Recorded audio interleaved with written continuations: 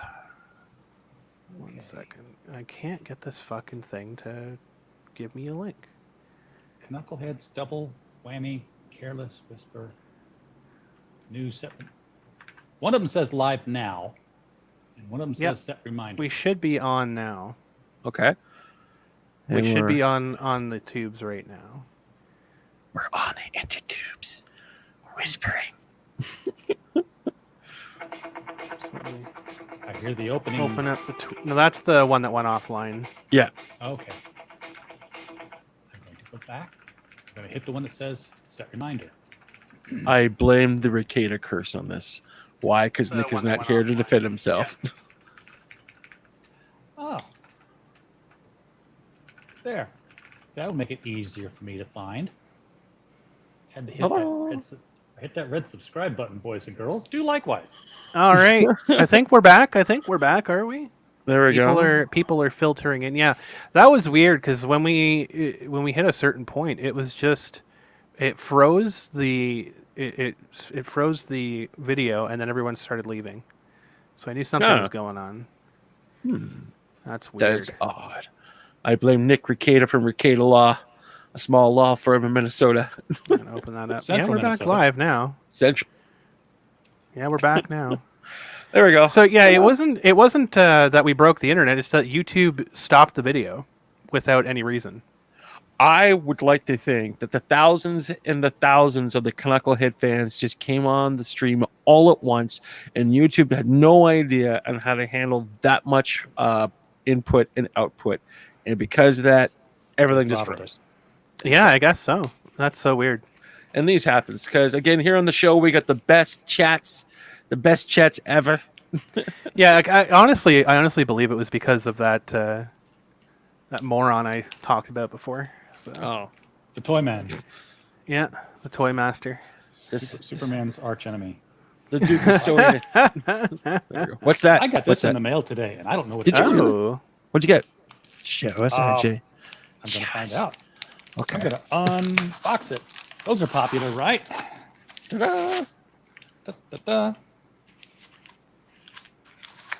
I had a really short table here at one point, and just the laptop, and I had trash all over it. My wife's like, "You need to organize." Took all the trash off of it. She said, "Take the 8-foot table from out of the garage and set it up here." And I set everything up here. I've got the laptop on it. I've got trash from this side to this side.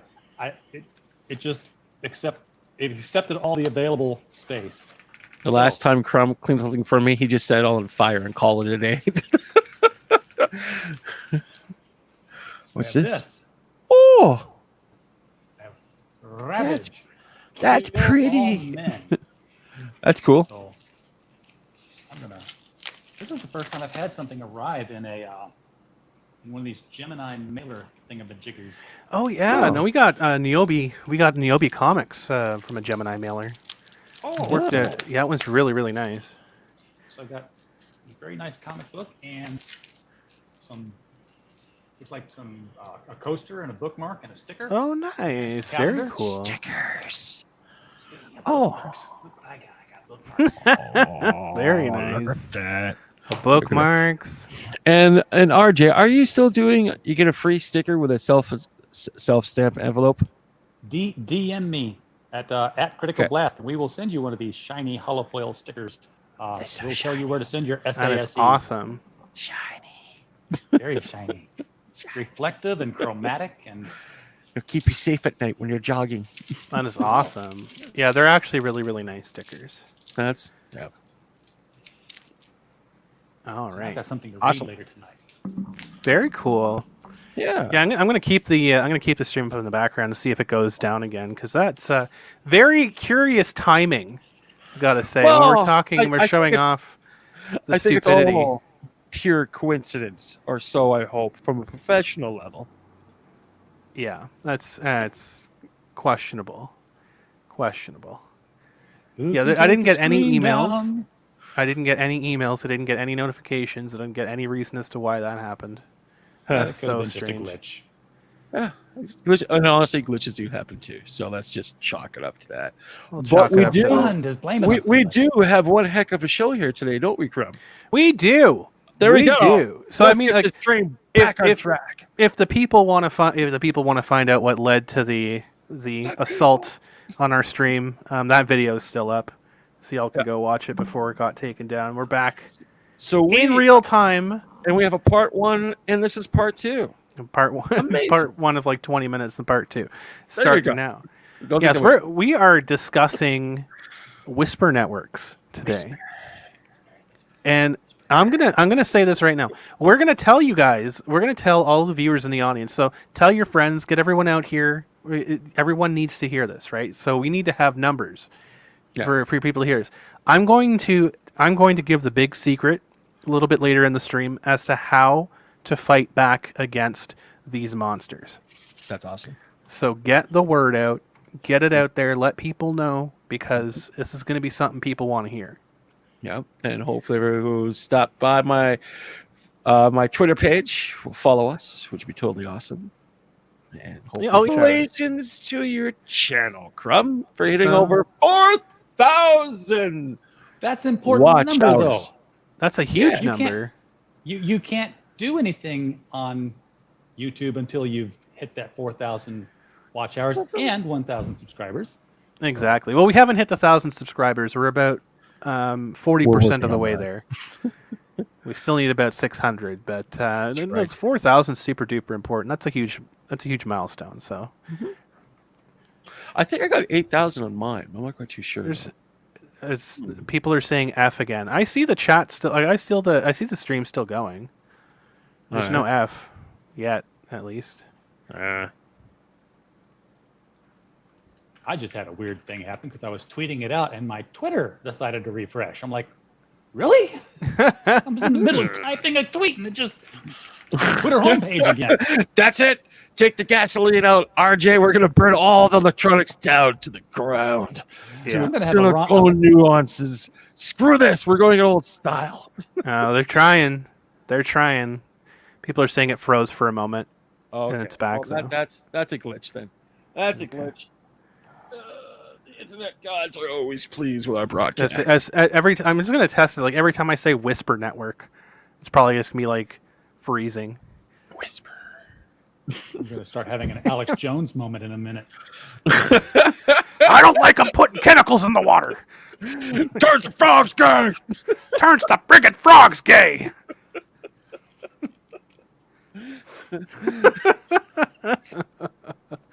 Yeah, the season's just trying to scare us. No, they're. I guess they're afraid of us talking about this. That's funny. I'm just gonna keep doing it then. I mean, if I have to upload 27 parts of this goddamn video, so be it.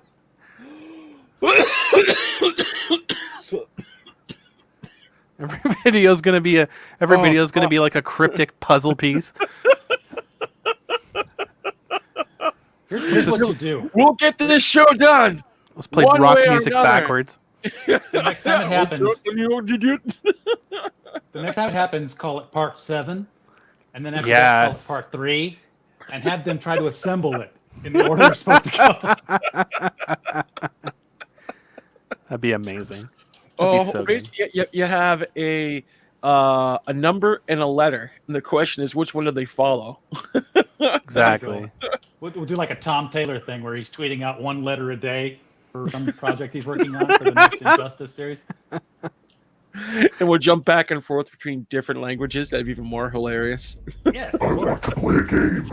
There it is. Oh, thanks. You come and join us today. How quaint. Thank you very much. Talk. What you want me to kill? All right. What are you buying? Let's get this show back on its track. I mean, we've been derailed several times. That's fine. That's fine. We're used to that. The topic today is Whisper networks, and we're gonna talk about the Whisper networks that are going on in the comics community, as well as the convention community. Something that's not talked about, but it is definitely a thing. I know that RJ, I'll let you start this one off because you are really in depth. Because I've been seeing you go at certain characters on Twitter, certain characters that I've personally had lovely run-ins and conversations with. But I'll let you start off because you're. Everybody's got a special talent. in their life, and mine is apparently pissing people off.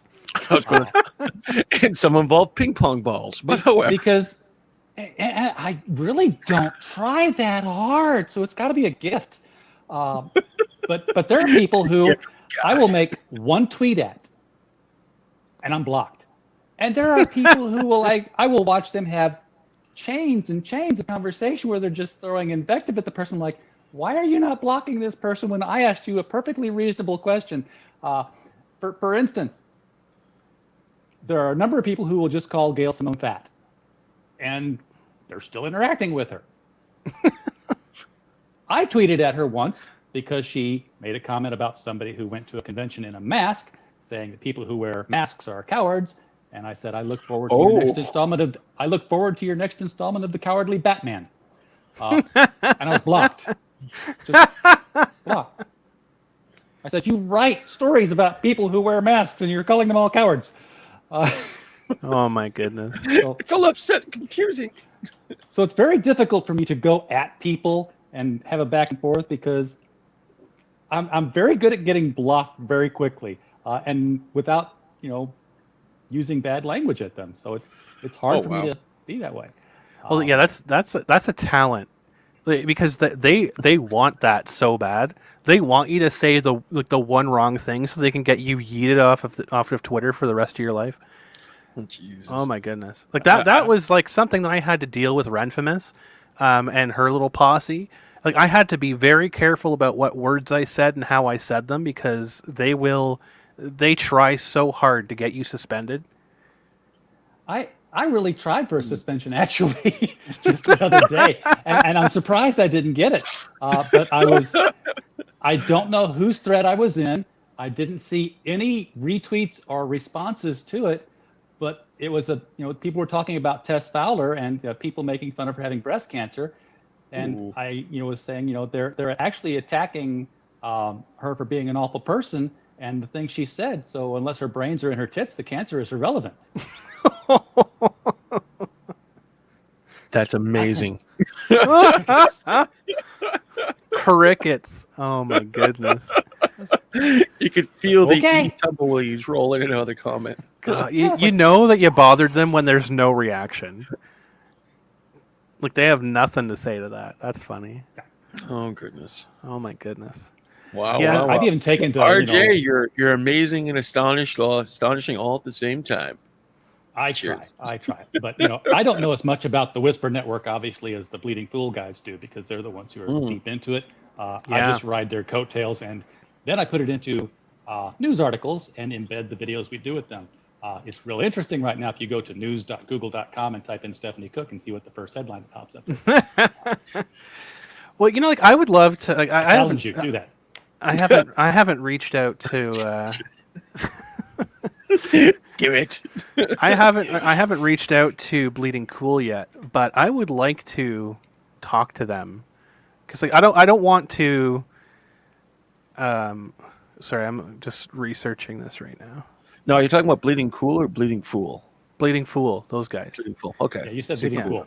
Oh, sorry, I get the two mixed up all the time. It's all right. Bleeding Cool is the site that put out the story about Stephanie Cook and kept it there.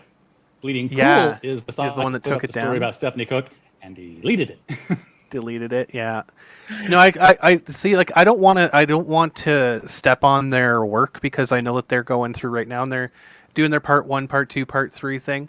So like, I want to reach out to them and I want to talk to them, but like, I don't want to interrupt their flow of stuff. Right. So like, I'd love to have them on the show and talk to them about this whole thing because I think it's a really fascinating thing to see the parallels between the comic community and the convention community and the cosplay community, because all of these networks seem to be swirling in together. It's like a German cuckoo. I'll throw you one more in there. Oh. We did a live stream about a week and a half ago with somebody inside the animation community Oh my goodness, yeah. and the Whisper Network that goes on there. The fourth dog connects. Oh, and we saw it in the gaming, like in competitive gaming, in games developing. Like, it's everywhere. Yeah. It is permeated. Like the whole thing with Zoe Quinn, right? Like that entire situation is because of a Whisper network. Interesting. And the stuff that's going on right now in the fighting game community, all that stuff is because of Whisper networks. Yeah. It's Alex like Holoko died from a Whisper network. exactly, Yeah. exactly. And I also, mean- on top, yep. And also No, on go top of that, also on top of that, RJ knows people from Bleeding Fool. So if you can't get a hold of them one way, maybe RJ could help us get through contact through another way. Well, yeah, and I'd honestly love to have them on. And StreamYard has this amazing function now. They've upped their people that you're allowed to have on from 5 to 10. So we can have 10 people on the show. That'd be so awesome. Everyone talking over everybody. Let's have a round table discussion about it. But I brought like, 6 people onto our LCS guys, and it's like herding cats now. but no, it's honestly it's something that has been kind of assaulting quietly. It's almost like having a termite infestation, right? Because you don't notice it. It's not something. No, fruit flies are in your face, and you know they're there. Termites, they're in your walls, and it's just like, oh, you don't notice anything until your wall starts crumbling and the floor falls out from under you, right? Fuck. But that's what it is, though. Like they chew away at the foundation of whatever it is that they're infecting, and you don't notice it until it's way too late, and then you have to deal with all the damage and you have to rebuild. So we dealt with that with this year's, with 2020's Kitchener Comic-Con. And we've been dealing with this for several years because, of course, we have this it's open secret, this, that, blah blah blah blah blah blah, and it's nonsense. It's mostly nonsense, and it's a lot of stuff that's just peppered around the internet, and it's stuff that we see it all the time. It's, oh, it happened to me too. Oh, this happened. Oh, that happened. You get the dog pile, and you get people coming out and attacking. And Mr. Hop, you wanted to say something. Oh, I was going to say we don't have a Whisper network here. We got like a fan club. Well, they got T-shirts. They got like cards that they trade. They got like the pure documentation that they're part of this fan club. It's absolutely fantastic. I'm interjecting stupidly. Don't mind me. Well, it's really weird stuff. Like, you see it in the comics industry, obviously. I mean, the goal seems to be dethroning whoever is in charge. This is something that Nick Rekieta says all the time too. Nick Rekieta hammers in, don't ever take ownership of something, if it's a movement or what have you, because they're looking for a target to go after. And it's true. It's something I told you, Mr. Hop, a long time ago. They're looking to have a target. They're looking to... We saw it this year. Ask me about my Comicsgate agenda. They're looking... Bless you, RJ. Bless you. To remove people in power and place their people in it. Yes. We saw that this year with Kitchener Comic-Con. We had so many people emailing the city of Kitchener, tweeting at the city of Kitchener, calling the city of Kitchener, saying, you guys need to fire the heads of Kitchener Comic-Con and replace them. And it's like, first of all... Your city workers. Losers! Losers! So the city of Kitchener puts on Comic-Con. That's great. I would love to collect my city check, my paycheck, and my benefits from the region of Waterloo. Paid for that fucking gig? That's amazing. Do we got back pay owed to us? Because I know I charge $65 per hour, 3-hour minimum for each meeting. So we put the Comic-Con hours behind. That's $125 per week. Holy crap! 5-month period. Oh my god! Apparently, I have a cottage. I have a cottage somewhere from all this money that I'm not getting from the city. Pool? Where's our indoor swimming pool? It's here somewhere. Yeah.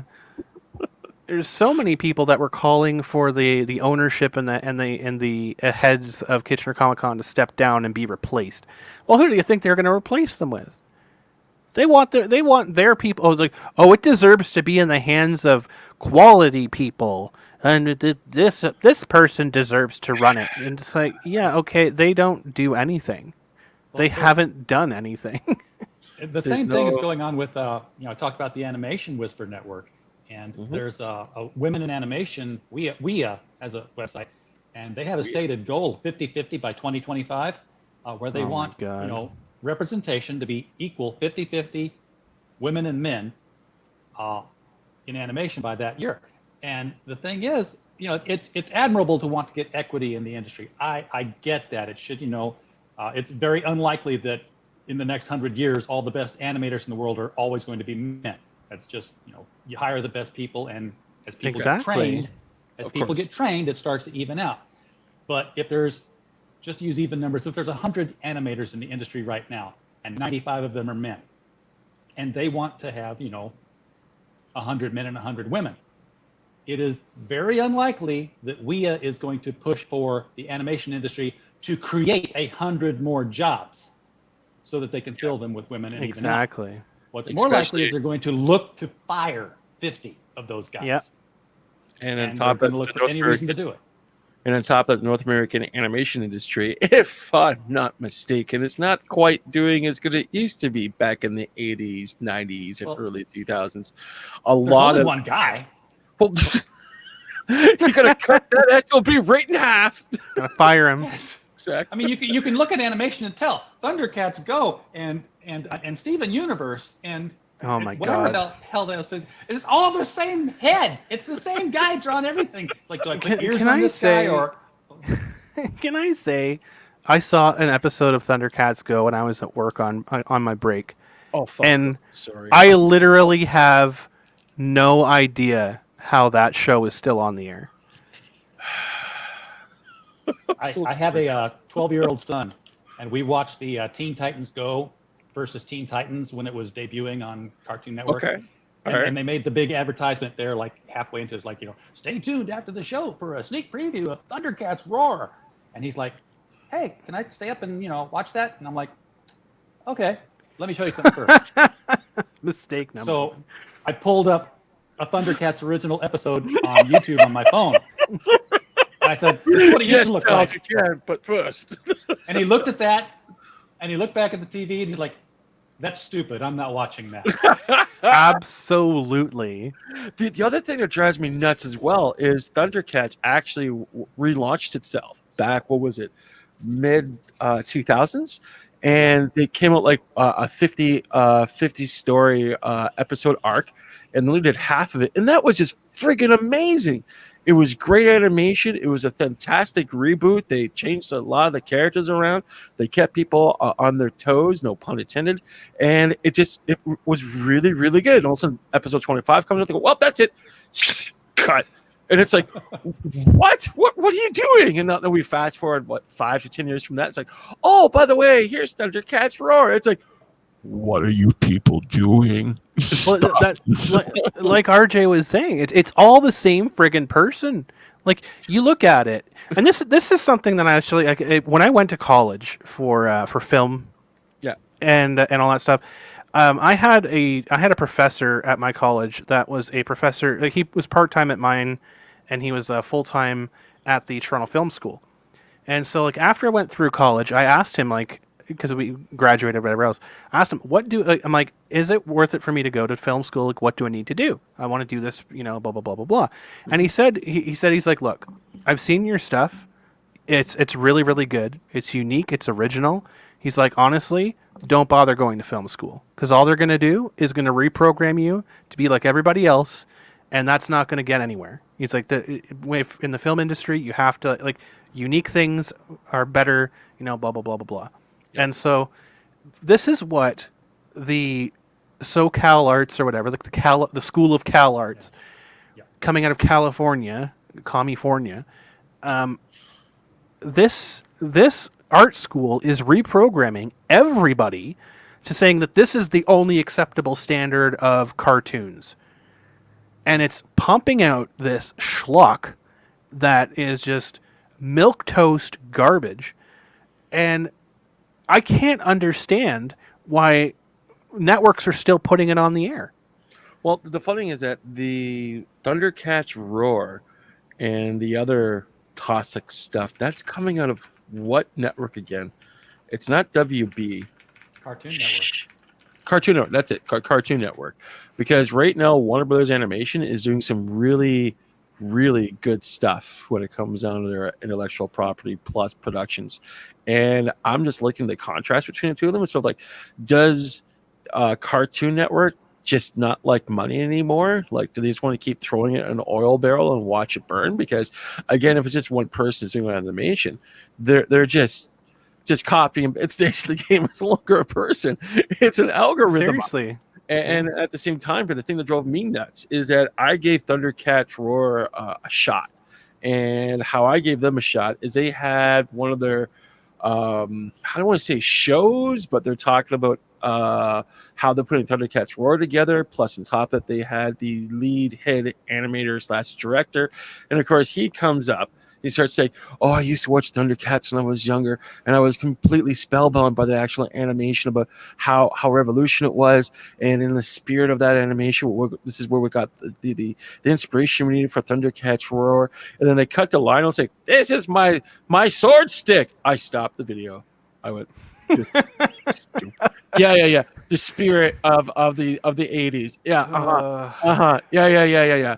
Any mention of the early 2000s stuff? No, of course not. Why? Because that was renovating, groundbreaking, fantastically put together, wonderful story arc, great characters. Thundercats Roy. Yeah. You know, like the animation, it could be good if the writing was there, but the problem is the writing is absolutely atrocious. It is so bad. Well, the thing is that if you're looking at this from a producer perspective, what they should have done is maybe finish the 25 episodes are still left, and then have Thundercats Roar as sort of like an intro or an extra bonus afterwards to get people really used to the stupid silliness and dumb jokes they're putting together. And then from there, depending on fanfare and so forth, then launch it into its own episode. And it's kind of funny that some Canucklehead in Canada could think of that. Meanwhile, a whole board people being charged how much dollars per hour to come up with stupid shit? It's like, are you kidding me? I think part of this is the forced hirings, right? Like you have to. It's not about getting the right people in there or the good people or having competition. Yeah. It's about having the 20% and 30% and 40% and having X amount of each demographic in there. Right, like people criticize us for our team in Kitchener Comic Con. Mm-hmm. I think we probably accidentally have one of the most diverse teams.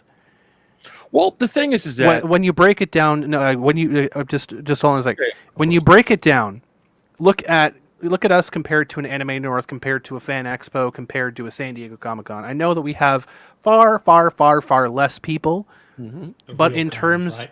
Yeah, real cons, exactly.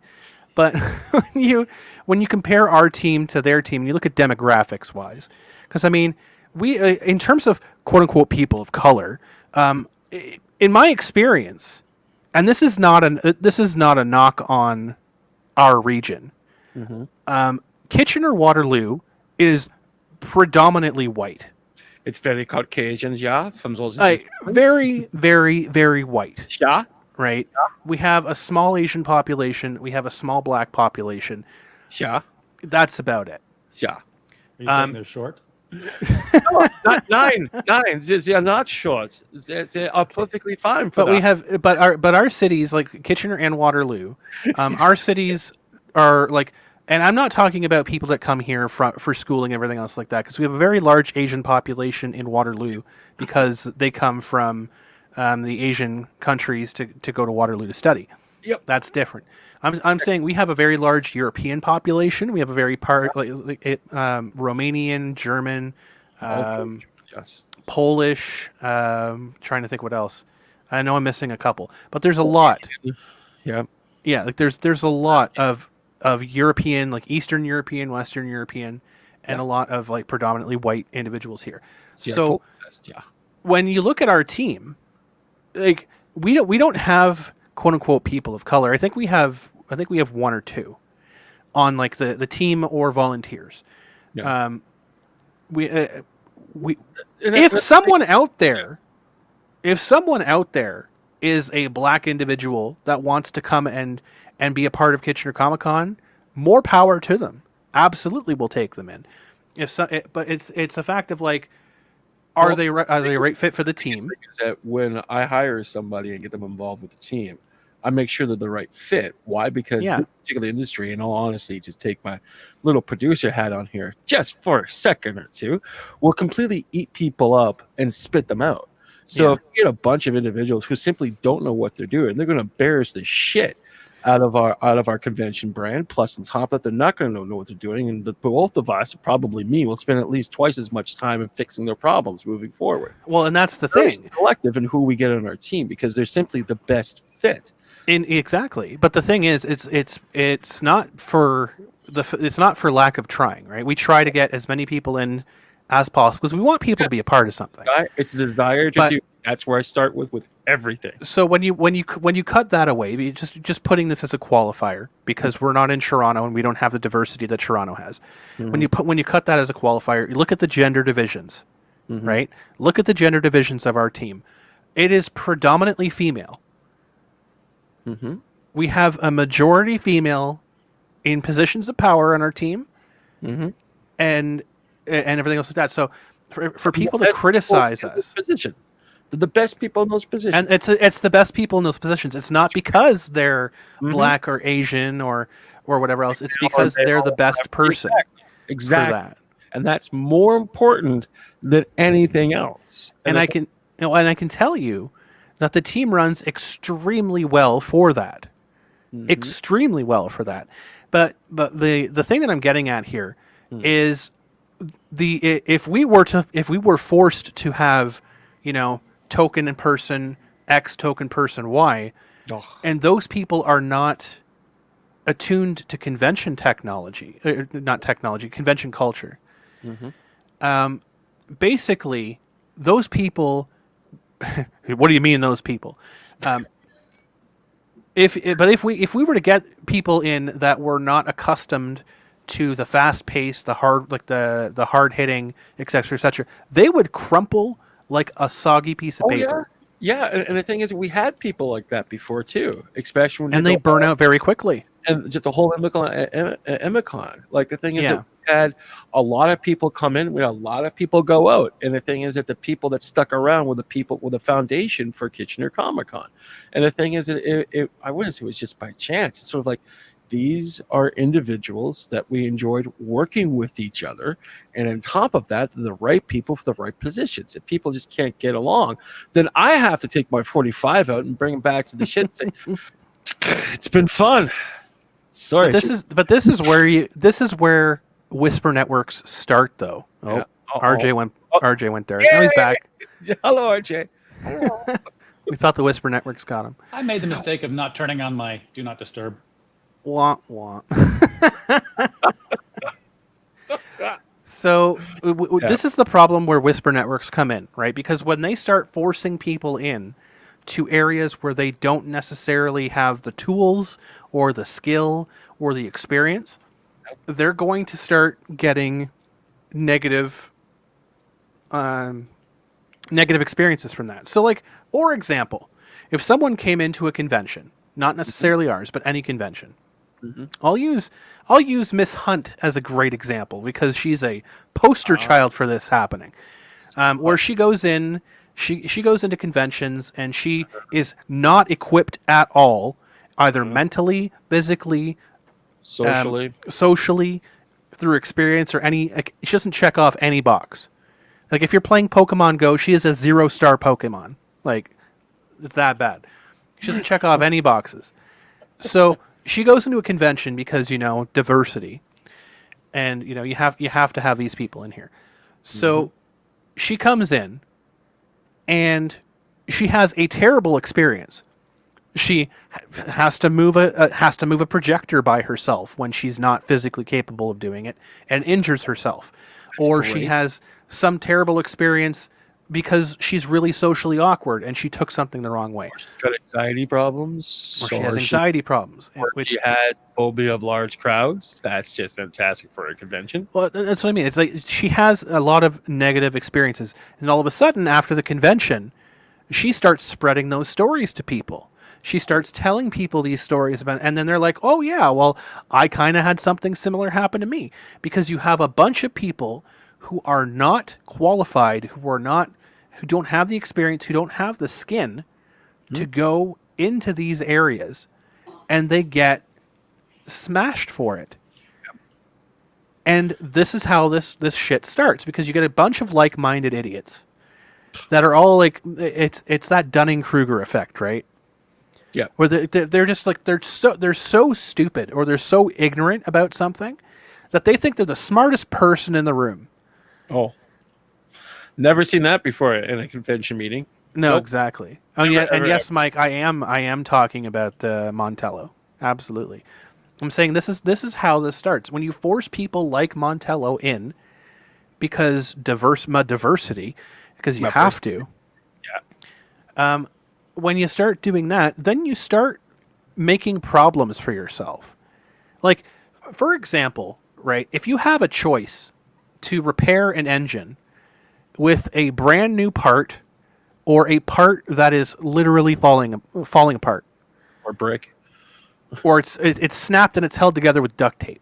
Ooh. If you have a choice to use the brand new part or the used not proper thing, and you put in the used not proper thing, what do you think is going to happen after a couple uses? Oh, it should work perfectly. Like, just because duct tape's holding it together and it's going at 5,000 million gazillion turbines per second, it should work fine. It's gonna snap, right? Of course It's gonna snap. It's gonna come apart and hurt the other parts of the engine. And the next thing you know, you got like shrapnel all over the place. And you're no longer replacing the one part. Well, that's the thing, though, right? Because when you look at it, because it goes to a different mechanic afterwards, after it breaks, of course. So the mechanic looks at it, and it's like, oh well, the belt snapped. Oh, it looks and it looked like this. Oh, it must have been this other part that was the problem that caused the belt to snap, because it was doing this, or it was running too hot, or whatever else. They don't know that you replaced the fucking belt with a fucking duct tape piece of garbage.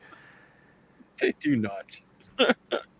So, like, of course, this is where this Whisper Network shit starts to fall apart, because when you force people to use sub-quality individuals for, and I'm not saying that they're terrible people, some of them are, but they could be good at something.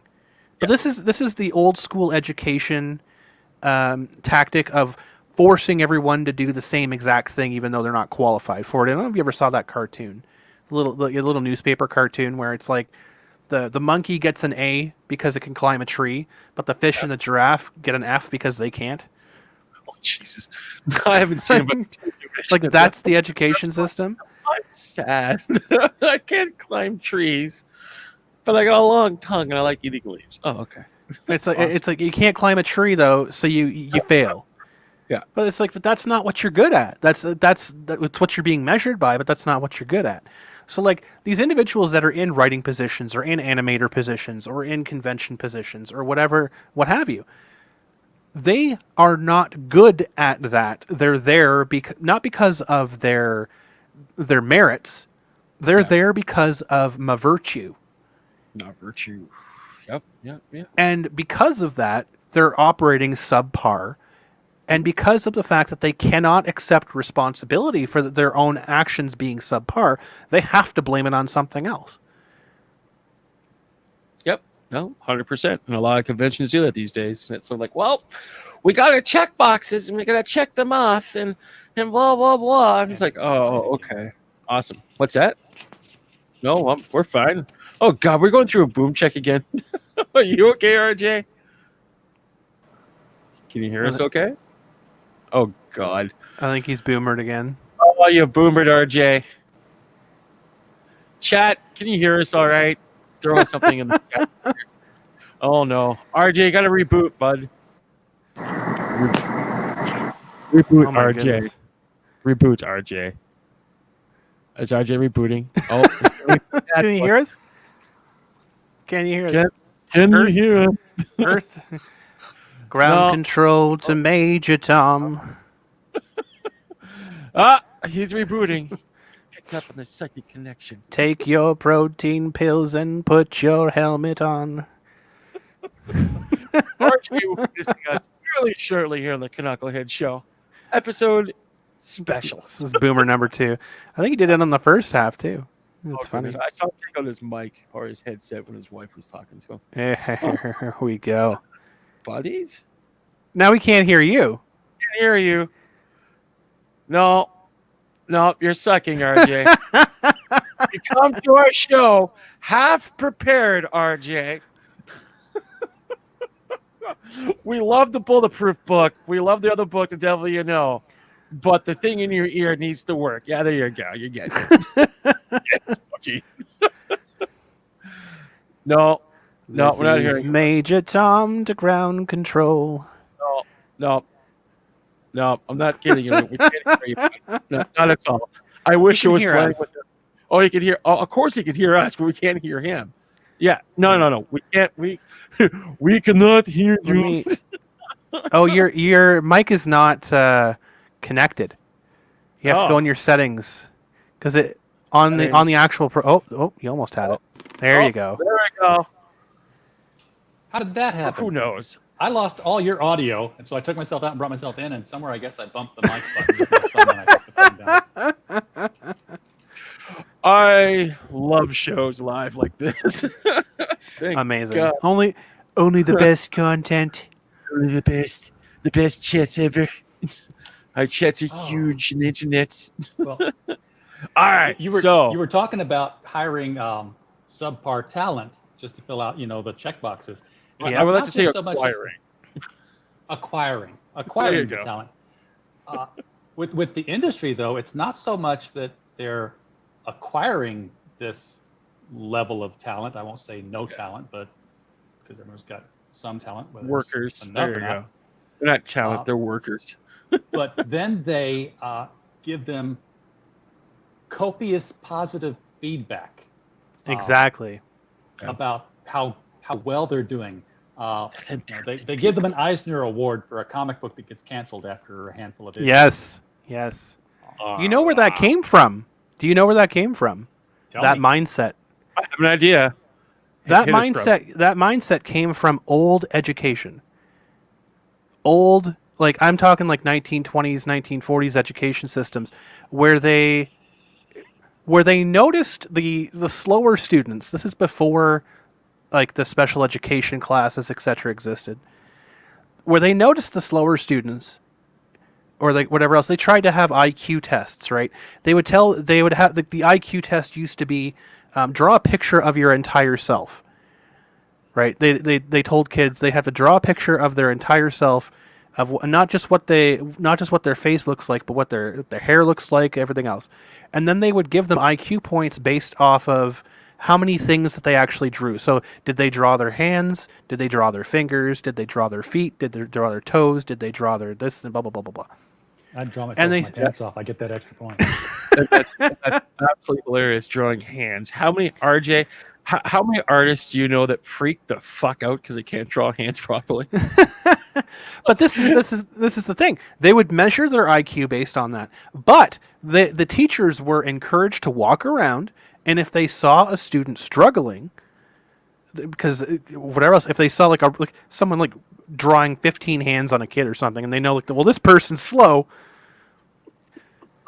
they were told to encourage that child by saying things like, "Oh, that's really good. You're doing such a great job." That's a very interesting interpretation of yourself, Shiva. Exactly. Shiba. So this is like an archaic teaching method that reinforces it's a psychology method. It's positive reinforcement. And it's a terrible thing to do. It's good in certain things. Like if you know that you're not going to get anything out of this person or whatever else, fine. But we're talking about something that is merit quality driven, like comic books, for example. I've seen some of the comic books out there that are getting like GoFundMes or Indiegogos, and like, oh my goodness, like stick figures. Yeah. Like terrible. and people are just like sitting there like, oh yes, this is amazing. You're so good. You deserve a spot on Marvel. Like maybe if they, I can't wait for episode 10 to come out. It'd be great. I mean, well, comic book 1, Jesus Christ. well, exactly. But this is the thing that they're doing in the comic book industry. Like RJ is saying, it's like they're like, oh, this is so wonderful. You deserve an Eisner for this. Like, it's so great. But they know this person is terrible. They know the quality is subpar. They're just pandering at this point. So cheap. And people are applauding it when they shouldn't be. They should not be applauding it because you are literally pandering to the stupid person in the crowd. For lack of a better word, like you're going up to that slow kid and you're like, well, Johnny, I didn't know you had 3 heads, but that looks amazing. You're doing such a good job. I like Johnny. He was cool. We invited him to our Christmas party and everything. 3 heads are better than 1. Maybe he's drawing the Cerebus. It's so amazing how old practices are just being ripped back in, like really terrible stuff. Like I'm wondering when we're going to start having electroshock therapy again. Hey, Jimmy, that's a great 3-headed person you're drawing. What? Like we're almost there again. Like remember when adultery used to be a something that would get you put into an insane asylum? If you cheated on your spouse, that was enough to go to an insane asylum. Goodness. that would get you a lobotomy. Oh. 60 years ago. Will, I want you to draw me a clock, Will. See, you have to draw a clock. You have to draw a clock like that on YouTube, or else it gets shut down. Yeah. Also, RJ, here's a question for you. I'm not quite sure if you heard this or not yet, but I heard the reason why the comic book industry, at least, is in the states that it is right now, is because Marvel is purposely hiring, I don't want to say dumb people, but people who don't know their financial worth when it comes to actual larger productions. Because a lot of artists just get so excited that they're working for a Marvel comic brand title that they go, yeah, I can work for $10 an hour. It's no problem. I'm on a Marvel comic book, and they don't talk about residuals. They don't talk about reprints. They don't talk about. Of course. And the rest of stuff like that. And Marvel goes, oh, you're the best artist ever. You're better than Todd McFarlane and Jim Lee combined because you're only worth 1/10 of what we paid them. Exactly. That's that's something that He Who Must Not Be Named was talking about today on his channel. That's Ethan Van Sciver. Because he was talking about the residuals that he gets from DC Comics whenever they use something that he created. Like, I forget what it was, but he got a $15,000 check just recently because something that he had created was mentioned in a movie. Well, I think I could answer that. The thing is that it is a Suicide Squad's penitentiary that they're in, because Ethan Van Sciver was that. Yeah, exactly. Well, that was Bell Reeve. He invented Iron Heights for the Flash, so it got mentioned in Justice League, and he got a check. He also invented the new Angel character who was in First Class, X-Men First Class. Oh. Yeah. Well, that character showed up in the Marvel movie, and he's like, a year later, he's calling Marvel, said, hey, where's my $20,000 check, whatever. And they basically cut him $800 because they're like, well, it wasn't, the movie wasn't named Angel, so it wasn't the main character, it was just a character in a movie. Therefore, here's, the pittance for for the work that you gave us. Wow. Yeah, it's really, really sad to see that. Which is still $800 more than Warner gave Jerry Siegel and Joe Shuster when Superman came out. But that is true. Touching that third wire. Well, one thing that I find just really interesting, and this is probably something, again, we're going to get our channel just yeeted off the earth for this, but I think this is a concerted effort by the major companies. Like, they know this shit's happening, and they're playing it up. Absolutely, they're playing into it, because they, by raising up the lowest of the class, they are creating an environment where people who are better, this is again the Dunning-Kruger effect, right? Where the people who are the best at it don't think that they're the best at it anymore. Yeah. and the people who are the worst at it think they're the best at it. And when you're only paying the quote unquote best people equivalent of like $15 an hour, then why are you paying these other high talented artists who are in everyone else's eyes lower quality? Why are you paying them top dollar? Why do you have them on staff? So this is an industry shift to force the cost of contracting artists down the toilet. Yeah. They're devaluing their own work and they don't even realize that. Like, perfect example, if we look back at the 90s with the Todd McFarlane, the Jim Lee, the Rob Liefelds, when they completely took the industry balls and they just did the best, most exciting work I've ever seen in my life. And then all of a sudden, when those people went off and started their own publishing industry, it was this complete bubble deflating. And the thing is that Marvel has never reached those heights since then. We've had this discussion many times, you and I, Mr. Hop, before. Mm-hmm. I think this is the same sort of thing that is happening with WWE, where they have consciously eliminated the superstar. Yep. They do not want superstars. Same thing with Marvel, DC. They do not want superstar artists anymore. Yep, and what they're doing now, and the thing is that this is from our conversation as well, is that they're making the WWE brand the star, and they think that everything falls underneath that. Like, as an example, I'm going to do a little bit of pitching here in the new Todd McFarlane biopic that came out on Sci-Fi called Hell I Won't. Basically, they start talking about how they wanted Spider-Man to be the star, not Todd McFarlane, but Spider-Man itself. And that's why McFarlane was transferred from Hulk to Spider-Man, because all the kids, which was me back in the day, just completely fell hell over heels over the actual artwork that McFarlane was producing, because he was taking a lot of influences from outside of the North American industry, and Marvel was losing its mind. But the thing is that people like myself, when I was younger, that inspired me, my own publishing company saw this, went, this is the best thing ever. And the thing is that set a whole rift within that. And all of a sudden, when McFarlane left, it was no longer about let's have some of the best illustrators on the planet work on these books. It's like, let's focus on the writing. Let's make that work. And all of a sudden, all these sub-stories came out that were absolutely deplorable. And then next thing you know, the artwork is horrible. But at the same time here, Marvel knows every time they sell a book to the comic book stores, they're selling 5 books in one type of thing. So they made their money back within 1/5 of their actual comic book print run. And the thing is that they're still making their money coming, because they know that people are conditioned to go to the comic book shop. Yeah. They're conditioned to pick up the actual newest comic book because they have to be a completist for their actual comic book titles and their pull list. That's why they're called zombies. Yeah, there's a lot of that going around. Yeah, exactly. Marvel zombies. But, you know, Crumb, you touched on something that took me back a bit. You didn't kick me back a bit, but it took my brain back in time a bit.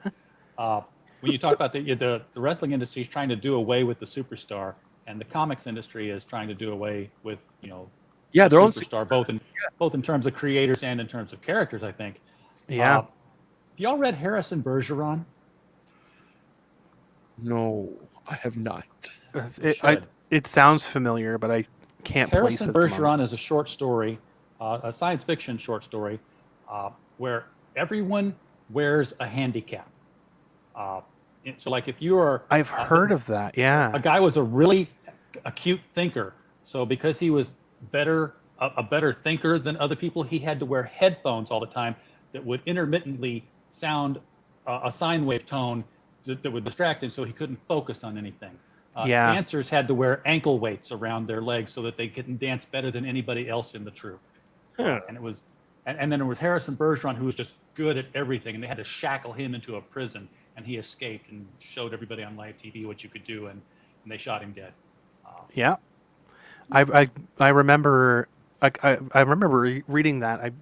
I can't remember how long ago, but I do remember that, like, very, very strongly. It's so crazy. That's the world we're going into.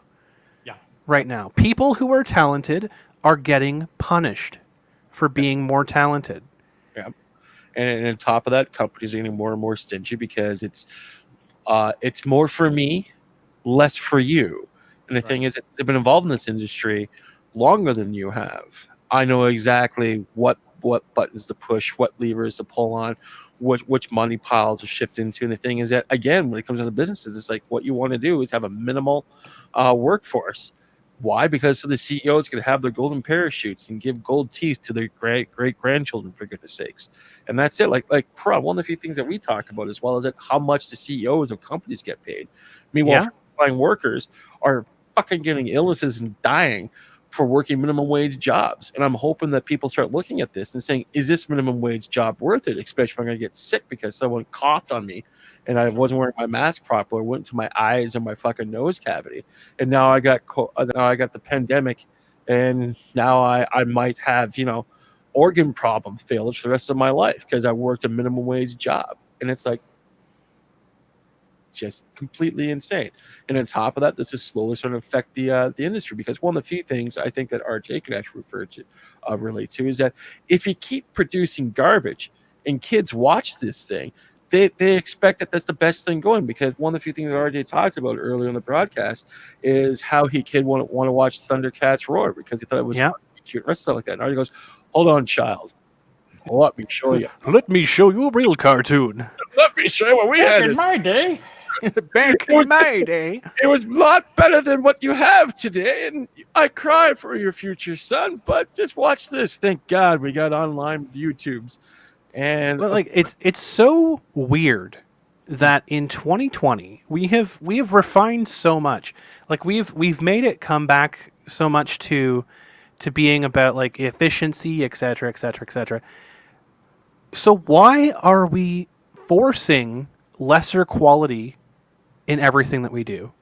Well, why is that happening? It's kind of funny because RJ and I were talking about this on the Critical Blast show a little while ago, and what I think that's going on is as a complete dissection of the modern day hero.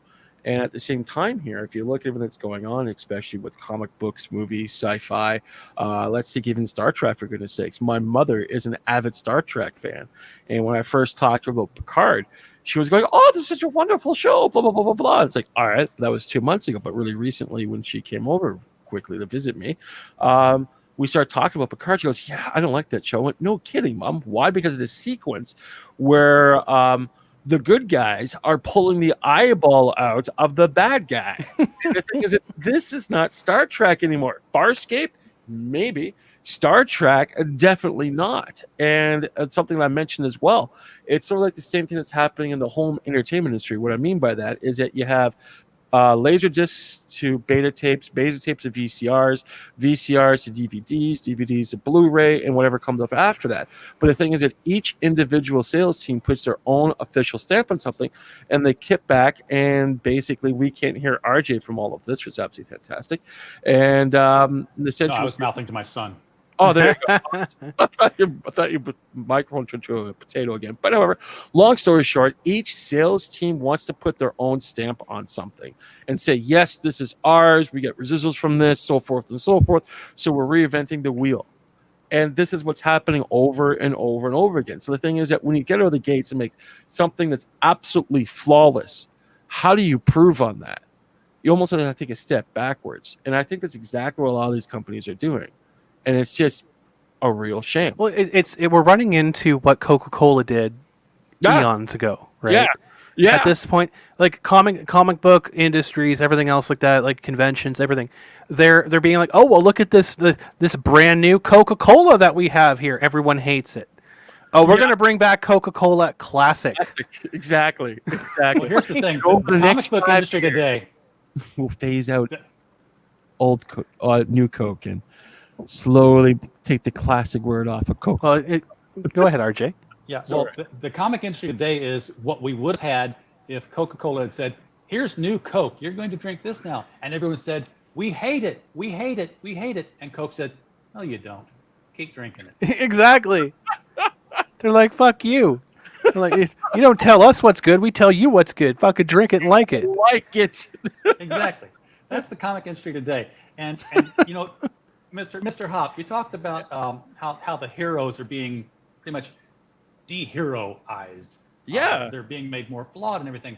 One of the things that I think it makes the people who are the creators are making them an ideal that's less ideal and thus more attainable. Um, I always see this trend where, you'll always see the person who's the family man, the family values guy, and as soon as he's caught in an affair, you're like, yeah, see, he always talked about, all this stuff, and he's in an affair, and they're being accused by people who've had an affair, for this example. I was like, well, wait a second, you just, you've stepped out on your wife 3 times here. But I've never sit there and professed family values. So because you don't espouse an ideal, you're just not obligated to try to live up to it. And I see, parallels with that with the heroes here, where they're like, well, no one's ever going to be as good as that. So let's bring them down to something where, like, yeah, I could probably do that. Yeah, I'll live up to that guy. Dig it. What's his? Well, Naughty One was saying that the company has announced that they're working on diversity, not quality. And right after, one man was ranting about being tired of seeing white faces in the employee directory. So here's an interesting thing, right? You hear all of these CEOs bitch and whine and complain about we have to have diversity, diversity. There's plenty of call for diversity, except when it comes for CEOs.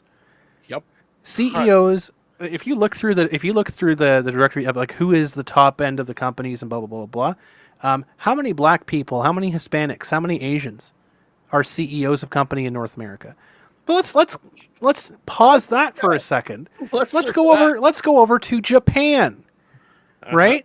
Who are just experiencing their brush with this whole pandemic of Me Too's and everything else, and inclusion and diversities.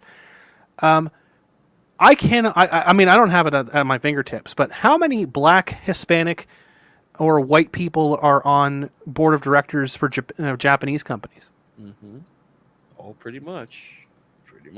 Are they all just Same thing. the Japanese men? Same thing in Africa. Same as Politicians are CEOs in Africa. well, like, and when you look in the Central Africa, Yeah. for example, like look at where you're looking. That's all I can say. North America, yeah, we have diversity, but look at Japan. How many black, Hispanic, white CEOs are in China? Yeah. How many women CEOs are in China? Not a lot. Like this is what I'm talking about. Like, people take their head out of their ass. Like, they need to take their head out of their ass, because they talk about North America. And I mean, I get it, because we're here. Yeah. But why is North America the only one that has to live up to this fucking standard? Yeah, pretty much. Plus, on top of that, it also holds true in the advertising, because the thing is that what was it? Fuck, I forget what company it was, but they had a lot of diversity in their advertising. We're talking like same couples, stuff like that, so forth and so forth. Yeah. And everyone in North America, which is just applauding it, going, "That's awesome, absolutely fantastic." They did the exact same commercial, I think, in Finland or something along those lines. And the thing is that it was completely different. It was all heterosexual. It was all women and women, women and males and females, little kids, the whole 9 yards. And it's the exact same product they were advertising. It's like, why wasn't the North American advertising working the same advertising in Finland? Yeah. That's a good question to ask, because when it comes down to it, CEOs, they only see one color, and that's green, because they want the money. They want money, obviously. And that's it. And each country has their own set of values. Uh-huh. And that's the way it is. I mean, like, and Mike's saying, well, just how many black, Hispanic, white people are there in Japan in the first place? That's the point. Yeah. We're talking North America. All right, 13% of the North American population is black. Yeah. So why do we have to have? And this is not me, because, like, I am a supporter of people of color. I'm a supporter of the LGBT. Mm-hmm. Full disclosure. So I'm saying this from someone who has walked that with them, who has supported people. If 13% of your population is a specific color, or for example, like the Asian population, whatever else, 6%. If 6% of your population is a specific color or race or whatever, then why do you want 90% of your advertising or your marketing, or why does that have to be 90%? Because you're marketing towards demographics. That's why people do it, right?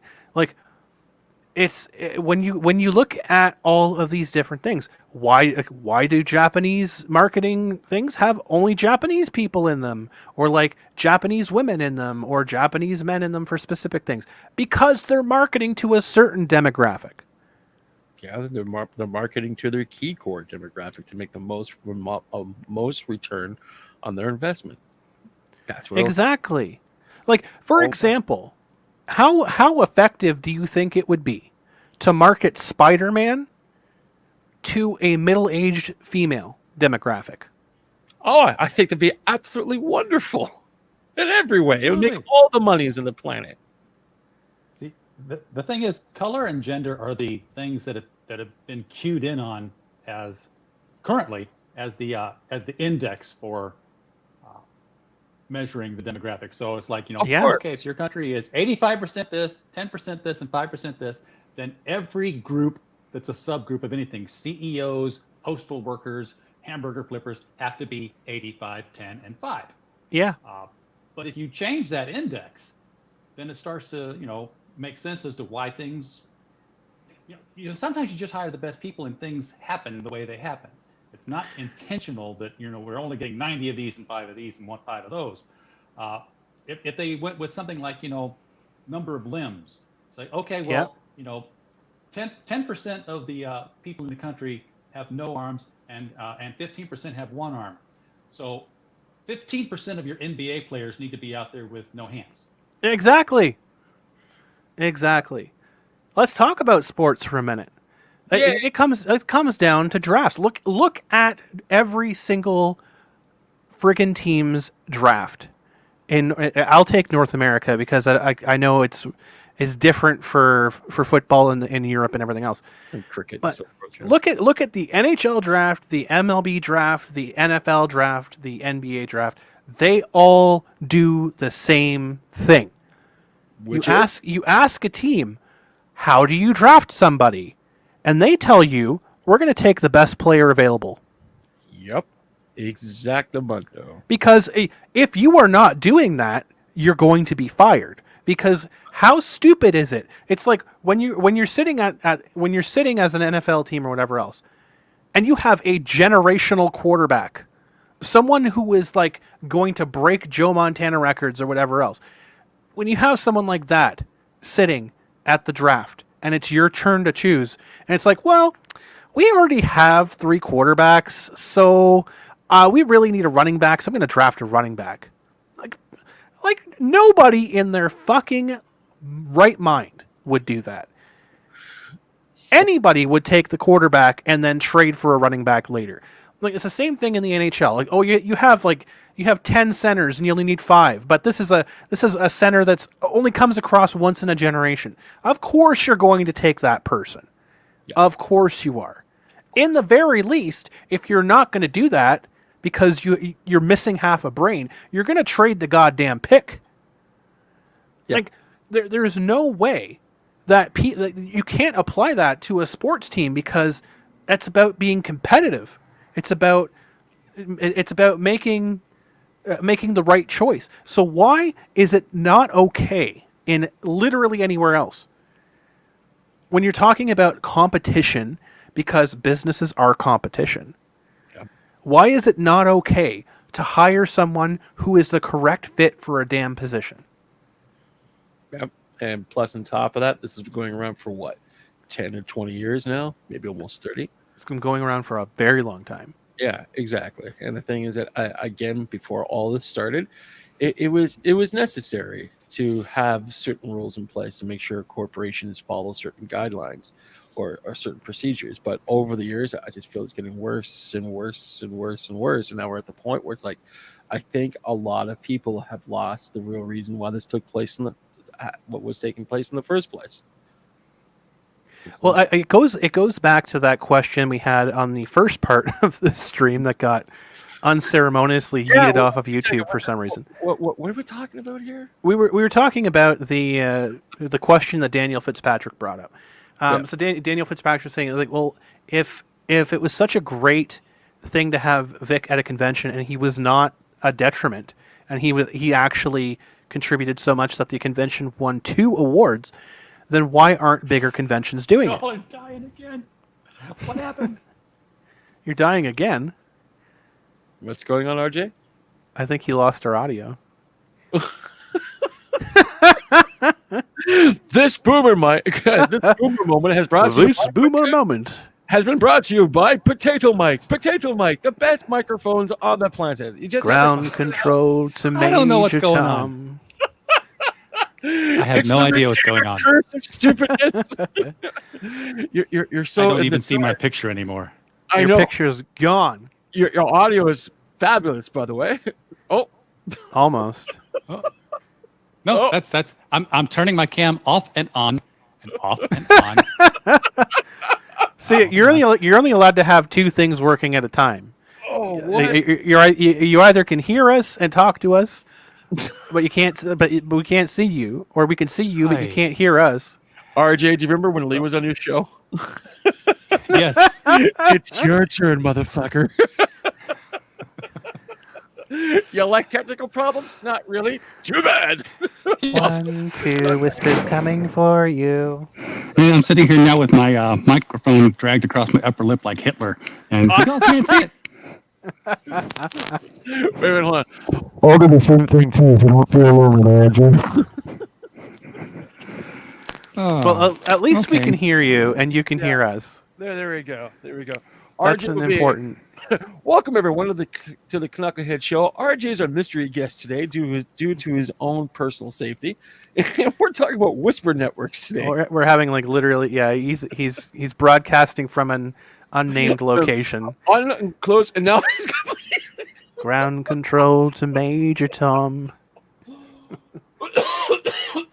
This is an awesome show. Well, we're still here to entertain the masses. Exactly. But I'll go on about this. So basically, it goes back to what we were talking about with Daniel Fitzpatrick's comment. Why don't other conventions have him? And it's the same thing. It's like, why don't companies hire the right fucking people? It's because it's easier. Yeah. It's easier to capitulate to people than to deal with the bitching and the bullshit. Mm-hmm. No, for sure. Exactly. They're scared. Like they're scared if they go against it, then they're going to have to actually do their jobs. Yep. And on top of that, when it comes down to it, a lot of peoples in our industry really only have a small period of time. And if they got to put out fires constantly and stuff like that, they're going to have to hire more people, which basically means it hurts their bottom line, and the CEOs are not getting. Crinkle Blast says it's dead, Jim. Oh no. RJ, don't leave us, RJ. We'll miss you. We're just about to get to the part where we tell people how to defeat the dark side. Oh God, the Whisper Network has taken our. They've claimed away. him. Exactly. It's too late. It's too late. Get The this show. the Gestapo has shown up. Well, first we got muted off of YouTube, and now RJ's. Yeah. It's like, I my know. God, people just don't want this broadcast to succeed, but damn them, My goodness. still move forward. Well, I this comes to the next bit of the broadcast. I know that we were teasing it earlier. Even took the link out of my memory so I can paste it and come back. I think it's because my upstairs toilet is clogged. Oh no! Oh no! I'm gonna send it. I'm gonna send it to you on Twitter again here, bud. Because it might have been the old one, and we all know what happened to that one. Got Yeeted potato straight out. sized. Got potato sized. Yeeted straight out of Compton. Yeah. Eat it right out of Compton. My God. Brand new link in case the other link was just like going crazy for some reason. All right. Oh, Goodness gracious. But no, so basically, we had gone through. Whoops.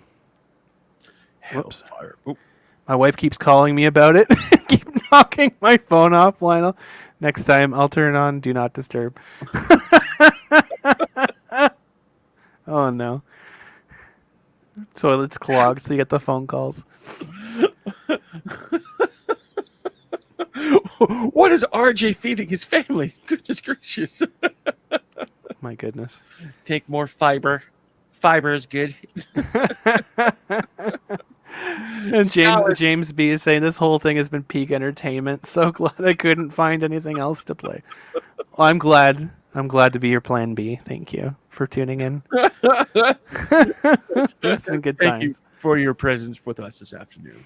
But yeah, so we've had to deal with our own Whisper network and our own garbage and stuff like that, running from Kitchener Comic Con and all that wonderful stuff. So one thing I have to say, everybody out there, now, gather in real close, fam. Gather in, get around the campfire, get really close to the monitor. I'm going to tell you the secret that everyone needs to start doing right fucking now. Even if you're not a part of something, but you have people who might be a part of something around you. Document fucking everything. Keep track, keep records, keep conversations, record phone calls, everything. Especially, this goes 10 times over. Anybody in a position of anything. Record everything. Yeah. Everything. Except if you're in the bathroom, don't pull a Dr. Disrespect. You'll get yeeted off of Twitch entirely, and you won't even be allowed to be on other people's Twitch channels. Don't record in the bathroom. But every email, archive every conversation, every DM. Never, ever delete them. Because that is the only way that you can push back against people bullshitting you. Yeah. Because I can tell you, when people came at us, and we were playing really, really nice, right until the convention ended. And then after the convention ended, people went to the next level, pulling nonsense. I had conversations saved. I had evidence, I had facts, I had screenshots, I had recordings. Everything you need to do, you need to have it recorded. Well, yeah, obviously, Naughty One's saying it's illegal without consent in such states as CA. Obviously, you don't want to record phone calls if you're in a two-party state. If you're in a one-party state, absolutely. But if you're talking emails and stuff like that, screen caps, blah, blah, blah, record that shit. Yeah. To the extent of how it is legal, do it. Yeah. Record it, because it will save your ass. Hey, Sauce. Sauce saying, Crumbreon, I was watching your first video, just got here. What was that a live stream that was taken down? Yes, it was. Glad to meet you, Sauce. This is part 2 of our broadcast for today. Who knew we'd be doing this particular show, not in one, but 2 parts. I'll honestly, because I'll have the live recording here on StreamYard, because it didn't get taken down on StreamYard. Yeah. I'll probably upload the full first part afterwards, just in case YouTube cut it off. But no, we got cut off about halfway through our rant. And poor RJ is going through a lot of technical problems down to the intertubes, because after all, it's a series of tubes. Yes, exactly. Well, it's tubes. It's connected to his toilet because it's clogged. So there you go. But no, basically, what you have to do, and it sounds crazy. It sounds funny, and it is actually that simple. Keep track of everything, because when the time comes. When the time comes, you're going to need it. Look at what happened with Vic. Look at what happened with Dr. Disrespect. Look at what's happening with Ellen right now. Oh God! There's another Twitch streamer, Caleb Hart 42. Look what happened with him. Keep a track of everything, because if you have it right there, at your fingertips. When they call you out, you can slap them in the face with facts, and they can't say a fucking thing about it. I'm looking at a few people. I'm not going to name names because they don't deserve the attention. But y'all can see it because I'm sure it's out there somewhere. I'm sure it's archived somewhere. There's a number of people out there that I told straight up to shove their shit right back down their throat. And they had nothing to say. Yeah. They had nothing to say. They tried it. And these are all people part of that Whisper Network. So that's how you push back and you fight back against that nonsense. You have facts and evidence ready to combat their bullshit at the get-go. We have a few people chiming in. What's this? Damn, that Ron rant was heating up. I'm at the start of the stream, and see if it picks back up. Yeah, I'll probably upload the rest of it because that was a pretty good tear, and I was showing some of the tweets too. Yeah. He's running on vacuum tube hardware. Yeah, telling Soye to F off killed it. I'm pretty sure that's what it was too. Because that took a few minutes to come back. Oh wow. Now, you only hear people run as fast as you can, Monica. Did RJ ever come back? RJ did come back, but he's gone again. Our chat is the best chat on the internet. Best chat ever. Re-show the tweets. Well, the tweets are already there. I'm gonna re-upload the first part so if people missed it, they can go watch it, and that'll include like all the parts where we're like super duper confused as to why people were like F in the chat. Everything else like that. So it's a funny show we got going on today. Completely unprovoked and totally on the fly. Read this one, please. All right, we did it. Mission accomplished. Completed. Completed. Goodness gracious. Yeah, and also the thing is, and again, everything that Crumb says, yeah, keep all that stuff around. Sometimes unfortunately you can't deal with level-headed to the fullest extent of the law that allows you to. Yep. And again, it's a shame that in today's time you can't deal with mature, level-headed individuals, and you have to make sure you're prepared as much as you possibly can. And hopefully when it comes down to it, maybe you might never have to use it. If that's the case, perfect. But definitely have it on hand so you can come back to it and stuff like that. Exactly. I mean, there is merit out there to having like folders on your computer and shit, but honestly, keep it archived, keep it somewhere where you know where it is, just in case you need it, because in today's day and age, that is what people do. This is not like PR is dead. I'll say it 1,000 times. And you'll say it 1,000 more times. And I'll say it 1,000 more times. There it is. PR is dead. It is now the age of marketing. It is the same marketing that you see in political, in the political sphere. It is attack marketing. It is smear campaigns. It is all of that. Sauce is asking, would you mind doing an encore of the Ron stuff? Well, we're hitting near the end of the stream, so I guess we could. Yeah. It doesn't really matter if it gets taken down again at this point. Just for you, Sauce, because you're so saucy. Because we have the best fans. We have the best fans. It's right. On the internet, just simply the best.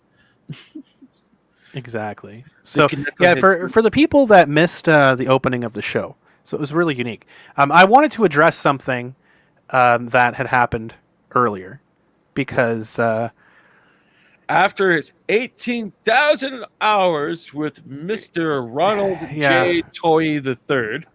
Yeah, we had. Oh, sorry. Shadows King is asking, can you say PR is dead one more time, excluding if you read this out loud? PR is dead. It's dead. It's over. Public relations are no longer viable in today's internet time. What's this? What's this? What do we got? Oh! This better not be porn. Well, we got Super RJ. RJ, welcome back to the show, my. We got Super Mario. Oh, so the things I have seen. Awesome. Only 18,000. Yeah, well, this is perfect. We're getting right back into it. So, yeah, somebody. Wait a second. How's the toilet, RJ? What are you feeding your children? Either not enough fiber or way too much. My goodness. breaking off some ceramic. So yeah, I don't know if you caught any of what I was talking about how Not a to bit. fight back. Okay, so we're gonna recap that really quickly, and then we're gonna go into the Ron Toy stuff again to finish off the stream because people are asking for it. So, because if we do that again and it gets kicked off again, it doesn't matter because it's the end of the stream. That's fine. Basically, what I was saying was what you have to do to fight back against these whisper networks. You have to document everything. You have to document phone calls, emails, every single thing. Screen cap it, archive it, keep it all, because when that comes out, you have to have it at your fingertips. You have to have the truth right there, ready to go, because people aren't going to be ready to listen. They need to be there. And because when we were dealing with this shit with Kitchener Comic Con, we were playing super nice all the way throughout the convention. After the convention, the gloves came off. People were still coming after us weeks after, and they started to try their bullshit with the Whisper Network stuff. And I had screen caps, I had conversations, I had recordings, I had it all. And I shoved the truth right down their throat, and they couldn't say anything about it. They couldn't say a goddamn thing about it. As James is saying, hell yeah, Kitchener Comic Con was dope. I hope the success continues on in the future. I hope so too. Mm-hmm. We have Tom P saying, just dropping in for a few, saying congrats again on the accolades for your Comic Con earlier this year. Hope the next one is just as successful, if not more. We always aim to do better. Yep. And I will say, the two awards that we won. What were they, Crumb? I know a lot of people are making light of this. It's like, oh, yeah. It's just a local event, blah, blah, blah, blah. Okay. Mm-hmm. We won the number one top voted tourist attraction and the number one top voted event of the region of Waterloo. So this is going up against Blues Festival, which is sponsored by TD. And this is all from last year as well. TD Bank. This goes up against the Rib and Beer Festival. This went up against the Elmira Maple Syrup Festival, and I know people are going to laugh at that one, but this Elmira Maple Syrup Festival is massive. Think like a state fair on steroids. And also the other thing as well, when I first heard about it, I laughed too. But the funny is, when it really comes down to it, the Elmira Maple Syrup Festival is the largest maple syrup festival on the planet. It is huge. There are people from around the world that invade Elmira, which basically only has, credit to its name, a home hardware to take part in this thing. It's amazing. And we beat out, as a tourist attraction, the St. Jacob Farmers Market, which is one of the biggest farmers markets in North America. We also have beat out I saved the best for last, Oktoberfest, the largest Bavarian festival in North America, the largest Bavarian festival outside of Germany. We beat Oktoberfest. And this is for a publication that's been around for at least 70 to 80 years. Like, they just celebrated Oktoberfest has been around a long time.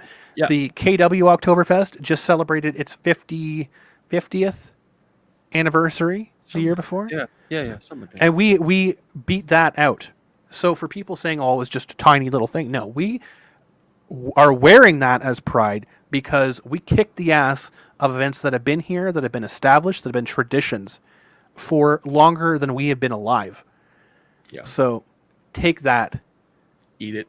2 words for it this year. What's that? We'll try. For 2021, we're going to try. Yeah, we're still... The thing is that we're still recuperating from 2020. We're basically... We're going to be selecting the sand that we need to pour the proper foundation for 2021. Basically, like, long story short... We need our breaks and our naps. Long story short, we have picked out May 1st as a tentative time. What it really comes down to, the whole border closure stuff, it's annoying, but we can still work around it. Yeah. But the fact of the matter is if the COVID measures are still too strict, we can't go forward with it. We will try everything. If we can't do it, it won't be from a lack of trying. Yeah, like you guys think that you've been successful this year if you'd had to do the video con like everybody else is having to do? Absolutely not. No, no. No. The thing is that, oh god, I'm just going to rant on that just a little bit. The biggest problem is that when you're dealing with a convention, it's sort of like dealing with live theater. Everyone understands live theater, not a problem. Now the thing is that, let's say you're a live theater and you start broadcasting through a television network. You now have two completely different disciplines that you have to master in 8.2 seconds. The thing is that with our event initiative, because we basically piggyback from other previous relationships in the region, we do have a very, very small audience that will follow us, whatever we do, because we're a bunch of funny people and we really dig what we're doing.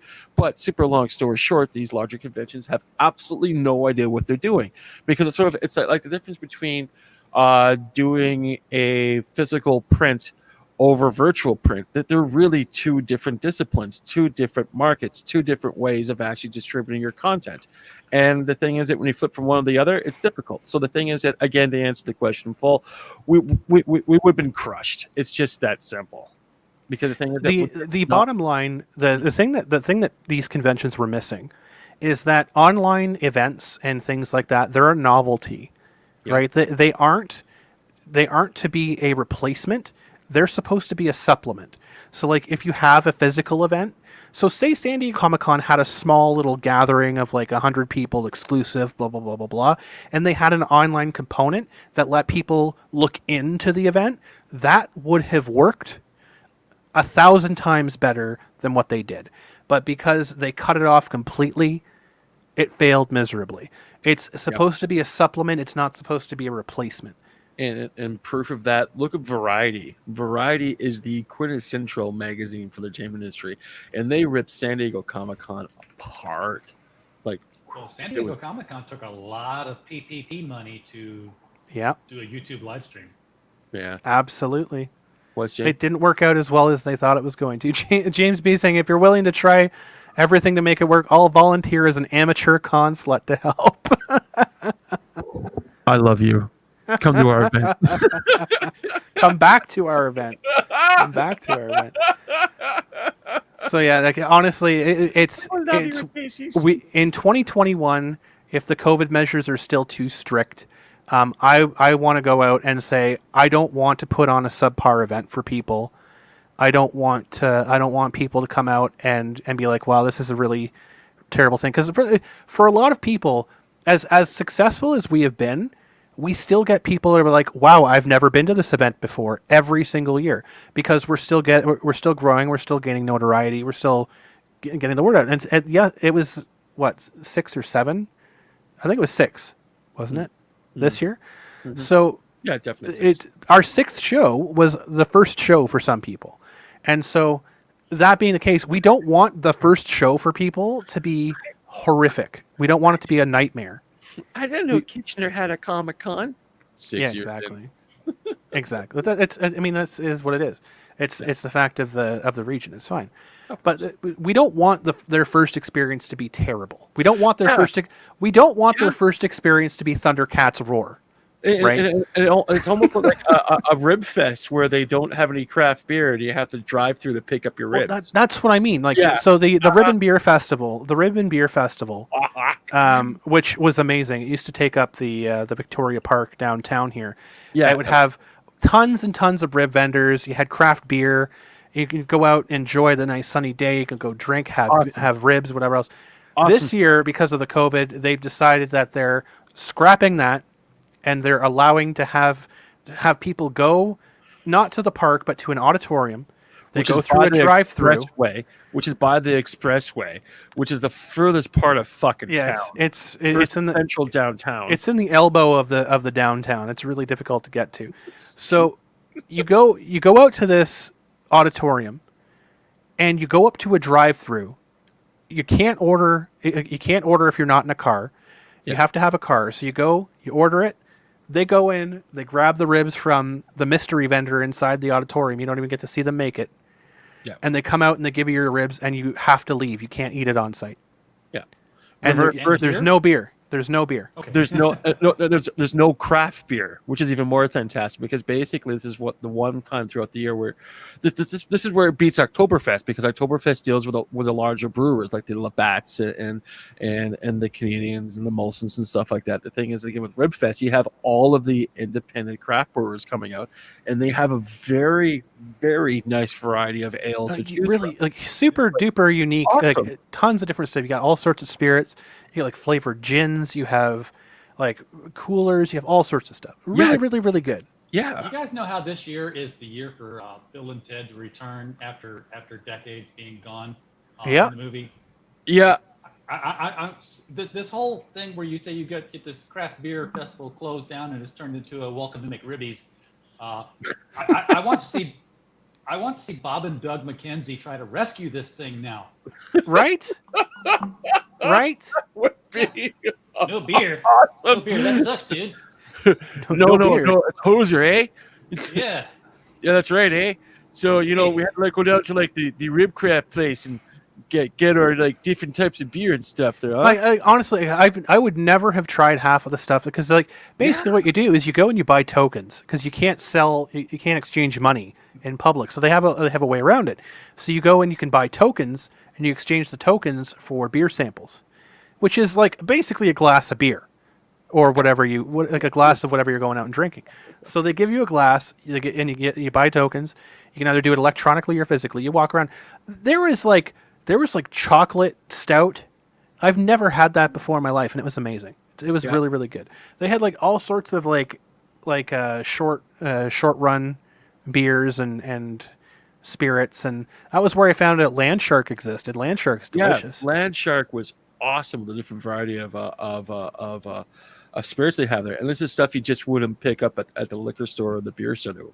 It's just it's something you just try because you're looking at you have so much on the shelf. If you really liked it, you could spend all your tokens on the same damn thing if you wanted to. So it's like, all right. Yeah, and on top of that, you're outside, and also on top of that, they have people who do Texas-style barbecue that come up from all over the place. Alabama, Texas. The billboards are at least 6 stories high. Yeah, it's huge. It's a fantastic visual to take in. Huge. Mm-hmm. And I mean, like F into chat for Ribbon Beer Fest this year because that's sad. But we've gone on a little bit here. It's about time. It's about time to finish off with a bang. Oh, with a bang. The bang. We're gonna go back. We're gonna go back to the big bang that kicked us off the first time. Is there anything? Before we hop into that, Crumb, AJ, is there anything you wanted to add? Because we just keep jumping back and forth with things today. No. Nope. Anything I say will get us kicked off the stream, I'm sure. But we're not even trying. Gotta try harder. Yeah, we gotta do it harder and better. Oh God, here's another one that's like, oh my God. Okay. All right, what do we got, Crumb? Let me just see if they're all here. I'm still reading the Stephanie Cook tweets, so. Yeah. So there was 2 tweets actually that really kicked me off about this man. Really kicked me off about it. Is Toy really a man? It's manlet. A man. I forgot my goddamn snack tray today. Where's Toy when I need him? Let me just see this here really quickly. So I have to find it again. So, RJ, when's your show?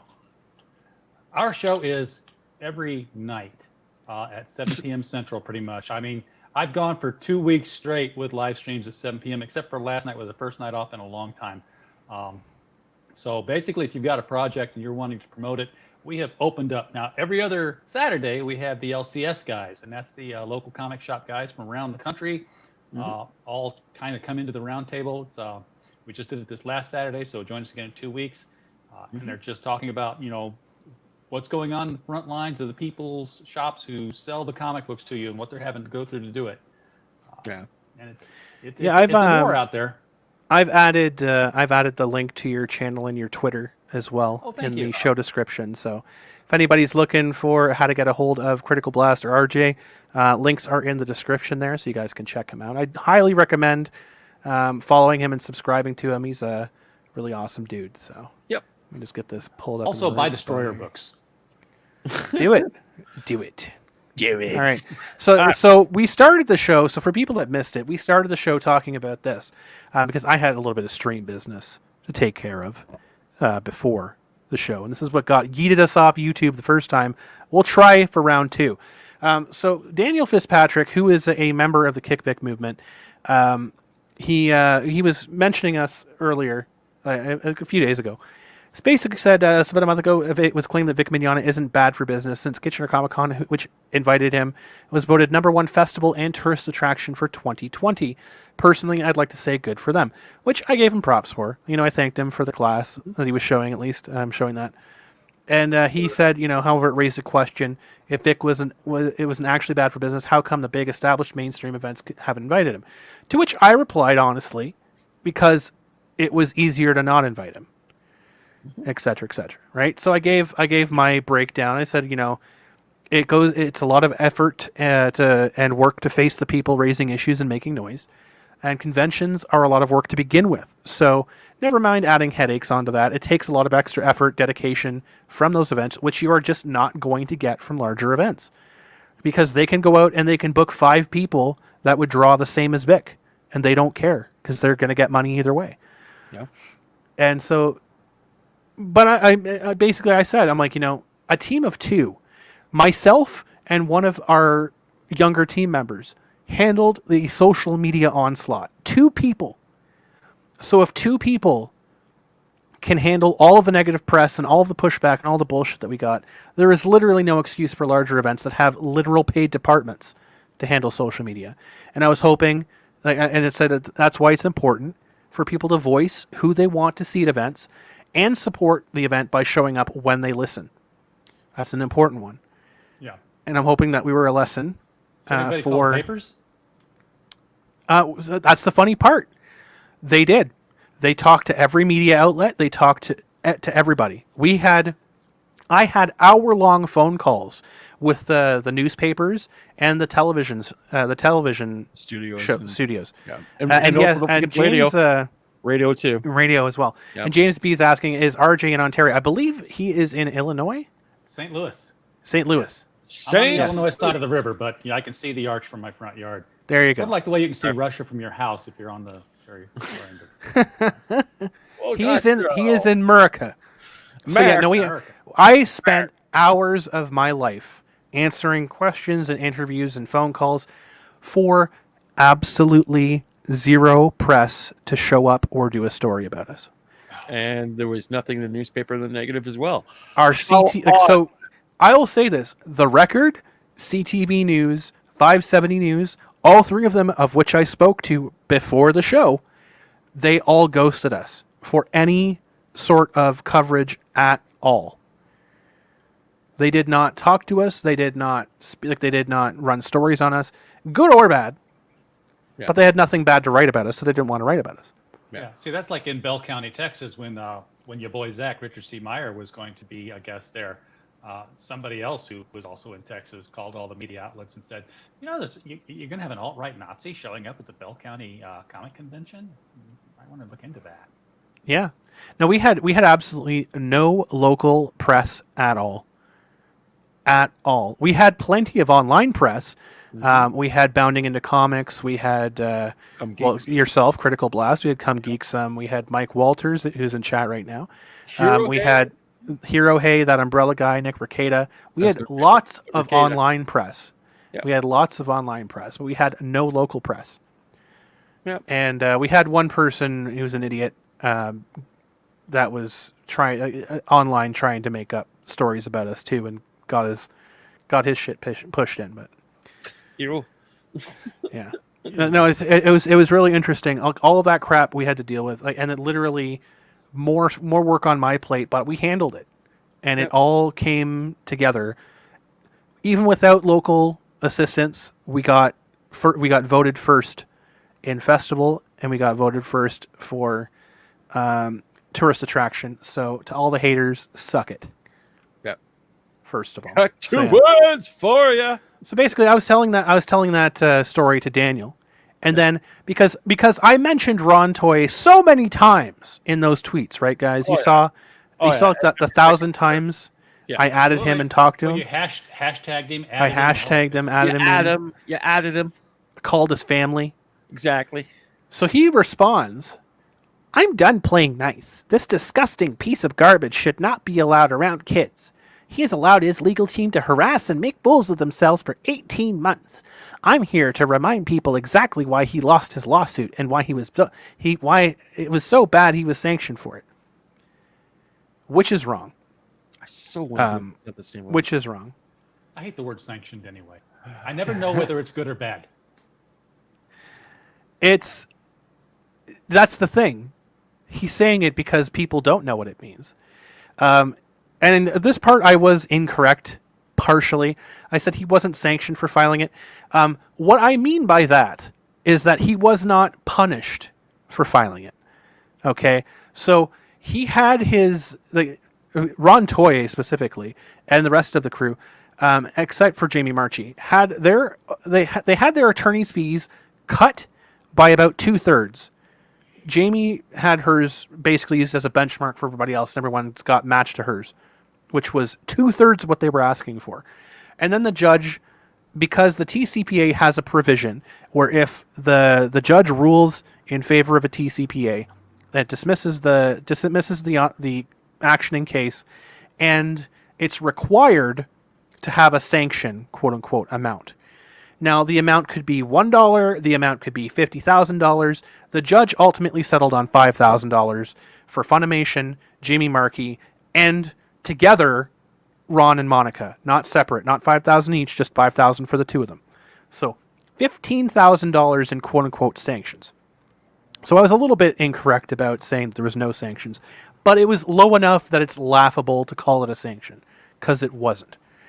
It's basically Judge Chupp, who has never done a TCPA before in his life, sees this, doesn't understand what TCPA actually is, because clearly, by the way that he went through the process, sees that it's required to put down a number, and it's like, well, I guess, I don't know, I guess $5,000 is good enough for that, I guess.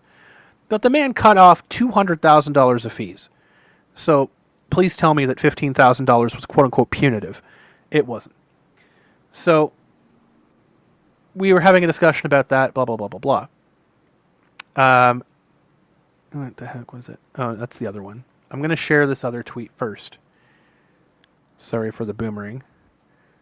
Sorry. Grab the wrong one. It's all live broadcasting. There it is. This is the one. So we were going back and forth, blah, blah, blah, blah. It's the same sort of shit anyways. So he responds back, go read the court record. At this point, I'm especially spicy because I didn't talk to this idiot. And I didn't bring this idiot into the conversation. So I tell him, go parent your child. Again, a little bit spicy. Yeah. And so he responds back, go report your abuser and maybe you wouldn't be so hateful to others. And this is the other tweet that I forgot to show, but this is what really got me aggravated. Just a teeny bit aggravated. So he responds back as well. I'm like, nah, I'm good. I got it right on the first try. You can keep running from reality all you want, Ron. It's not changing. And he replies back, sure. You feel no guilt over not reporting your abuse. Maybe you don't like it when others are brave to do it when you couldn't. Not sure, but either way, this guy thinks it's okay to kiss 14-year-old girls as long as they're asking for it. Because that has anything to do with what we were talking about. Also, really creepy that you keep posting pictures of children, Ron. You might want to get that checked out. I'd like to jump in here for a second, Crumb. If I say something that gets you upset... hold on. Before you go on, for those who watched the episode of Ron's conversations with us, I numerous times have told Ron that I take full responsibility for any of the abuses that my abuser committed subsequent because I failed to report it. I told him that I carry that guilt with me every day. And Ron was the one that kept telling me that I shouldn't feel guilty because it wasn't my fault. So for him to come out here and say that I don't feel guilt, 100% bullshit. And Mr. Toye, from the bottom of my heart, go fuck yourself. You can go ahead, Mr. Hop. Thank you, Crumb.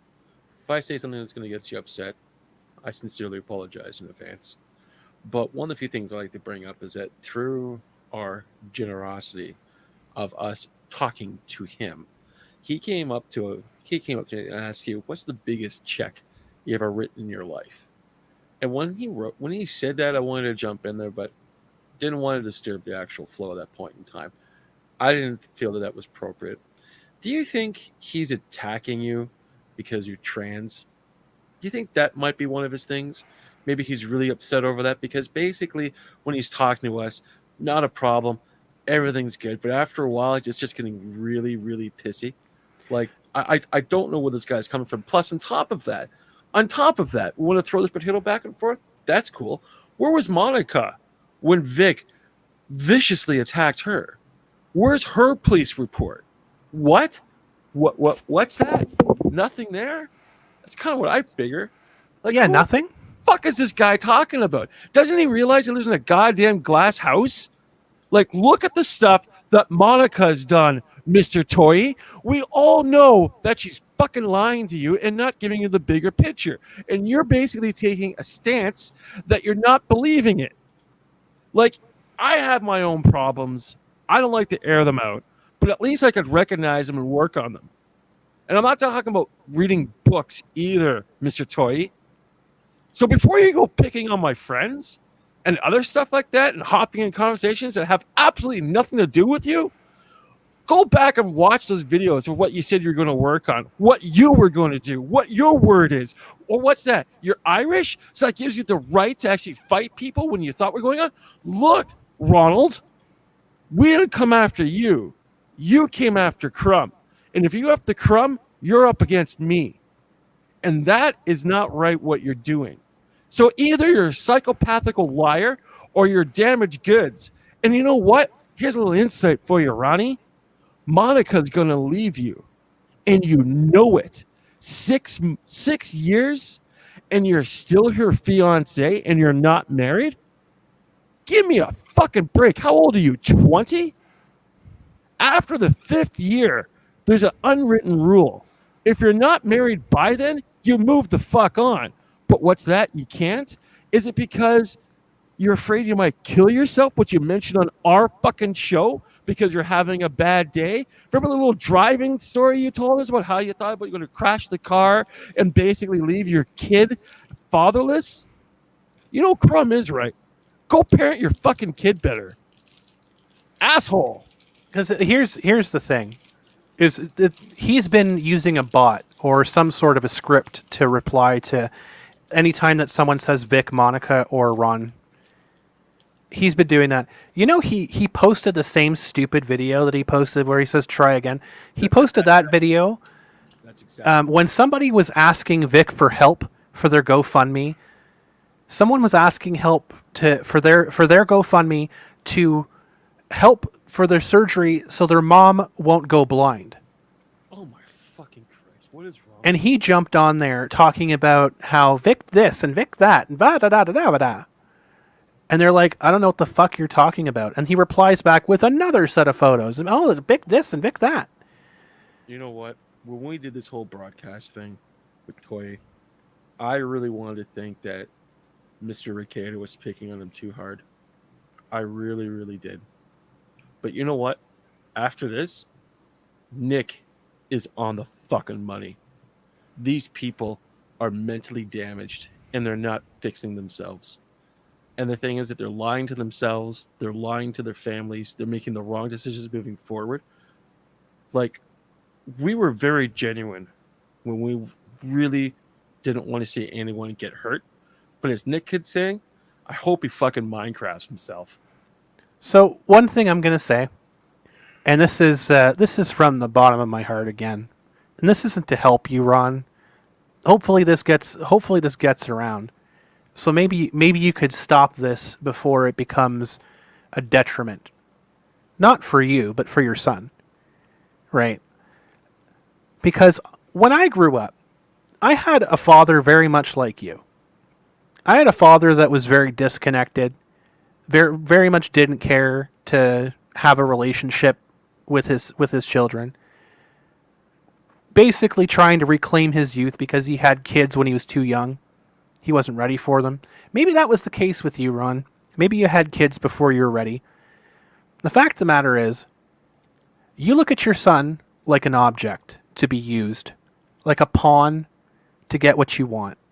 And I can tell you, as a child that was growing up, that was going under something very similar, your son's going to grow up to resent you. Your son's going to grow up to be something that utterly despises your existence. And you've gone on court record saying that, oh, Jojo is my anchor. It is my anchor to sanity. Maybe you've already lost your sanity, Ron. Because you don't look at your son as your son. You look at your son as a means to an end. And that's disgusting. An emotional crutch. Exactly. And on top of all that, Mr. Toy, both Crumb and myself won't be doing stuff that we do forever and ever. It's just how it works. We'll find other things, we'll move on. But here's the funny thing that's going to stick with you for a while. Every birthday, every Christmas when your kid doesn't call you, how's it going to make you feel, Mr. Toy? I could already tell you, and you already know. So here's a good thing for you. One last thing I'll leave with you. Stop being stupid in your decisions. Focus on the things that are important. Focus on your kid, your career, your job. Look at Monica. Ask yourself, really, she's the best fit for you. Because kids are important. They really, really are. They simply are a key to the future. And you doing the stuff you're doing completely contradicts for what you had in our broadcast. Not one show, but 3. This is the real Ron Toye. Yeah. Disappointing. I 100% knew he was being full of shit. For people out there, you know what? I honestly fucking didn't. I was giving this fucking clown the benefit of the doubt. Why? Because I too am dyslexic. I too have ADD. I am hyperactive.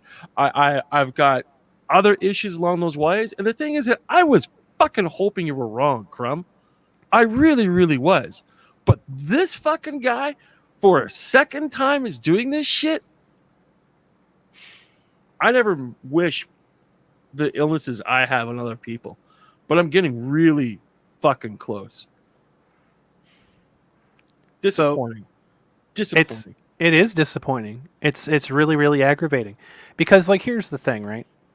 His son's going to grow up without a father because he's never had a father, right? Yeah. He's had guidance. He's had his grandparents parenting him, for God's sake. Yeah. He's going to grow up without a father. And you know, all this pomp and beating his chest, like, well, my son never has to worry about money. If I was in your son's position, I wouldn't take your fucking money. Yeah. I wouldn't take your money. Yeah. I'd go out and I'd make my own. And I'd do it in spite of you. And everything, such fucking heavy topics with this son of a bitch. And everything that's going to happen is going to be in spite of you, Ron. And name his first son Vic. Exactly. Because when your son eventually has kids of his own, you're not going to see them, Ron, because you're deranged and delusional. Because you were abusive and you were never there for your son.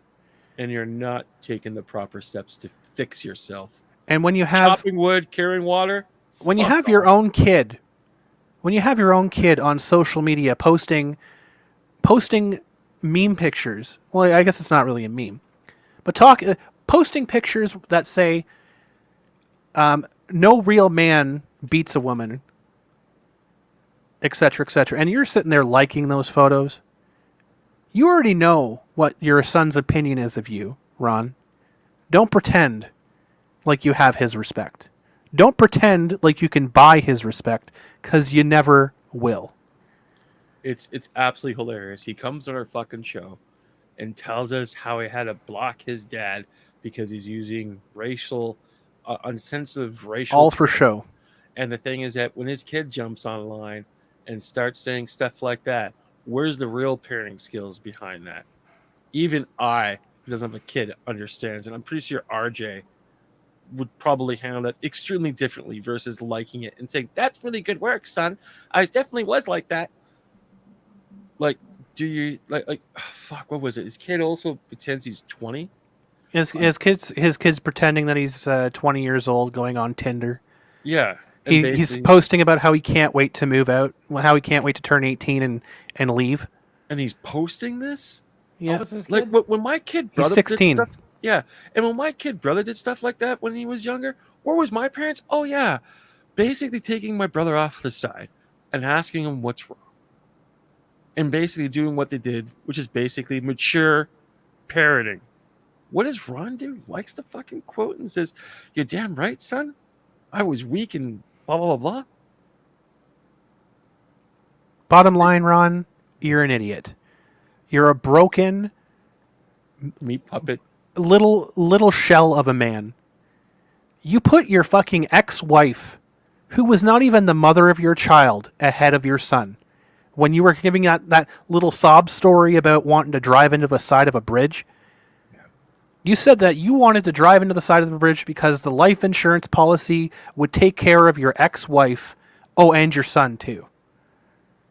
And on top of that, when you get locked in a fucking toy chest and one of your first memories of your father is them drowning you, when you get older, you learn to let that stuff go. You don't hold on to it for the rest of your life, for God's sakes. So, what I'll say on behalf of your son as well, fuck you, Ron.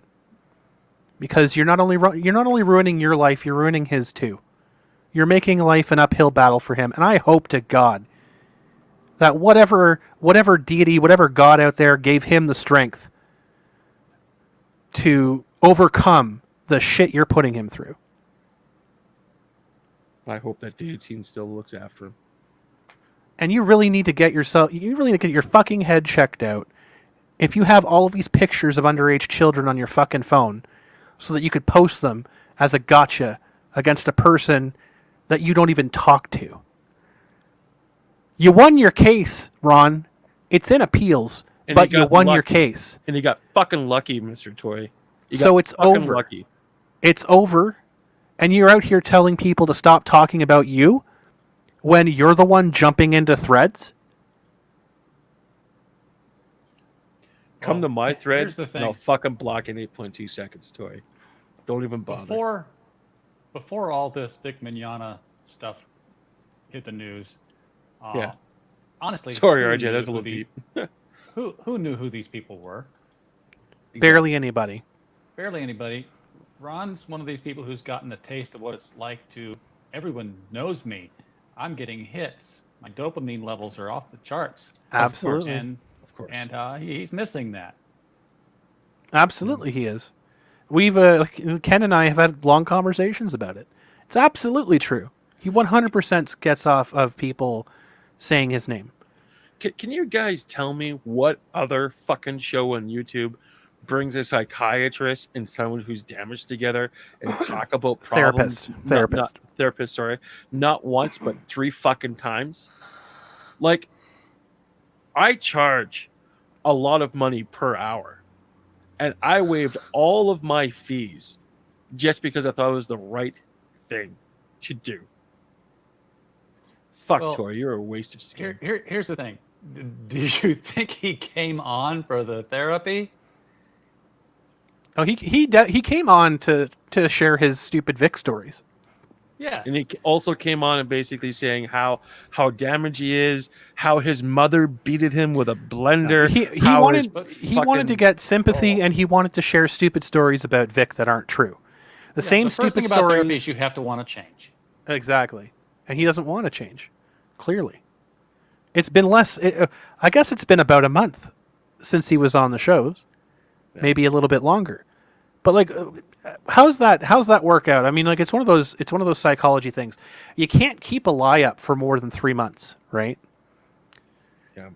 It's when you're with somebody and they're like it's all super nice, and then around the 3 month mark, everything starts to fall apart because the true person comes out. Right. Yeah. I mean, this is the true Ron Toy. He's showing. It's not him in front of a camera. It's not anything like that. And even fucking apologize to us for being an asshole. What a jerk. Hey, Diz. Yeah, you finally made a live show. We're just wrapping up here, just What's doing a Sauce whack-a-mole saying on Ron Toy. What's Sauce saying here? Sauce. I just had this up saying Ron has to have the photos of these kids stored on his phone or computer. It's exactly true. I mean, it's Ron running around constantly screaming about someone else being a pedophile, someone else doing this, someone else blah blah blah blah blah. Ron, nobody asked for you.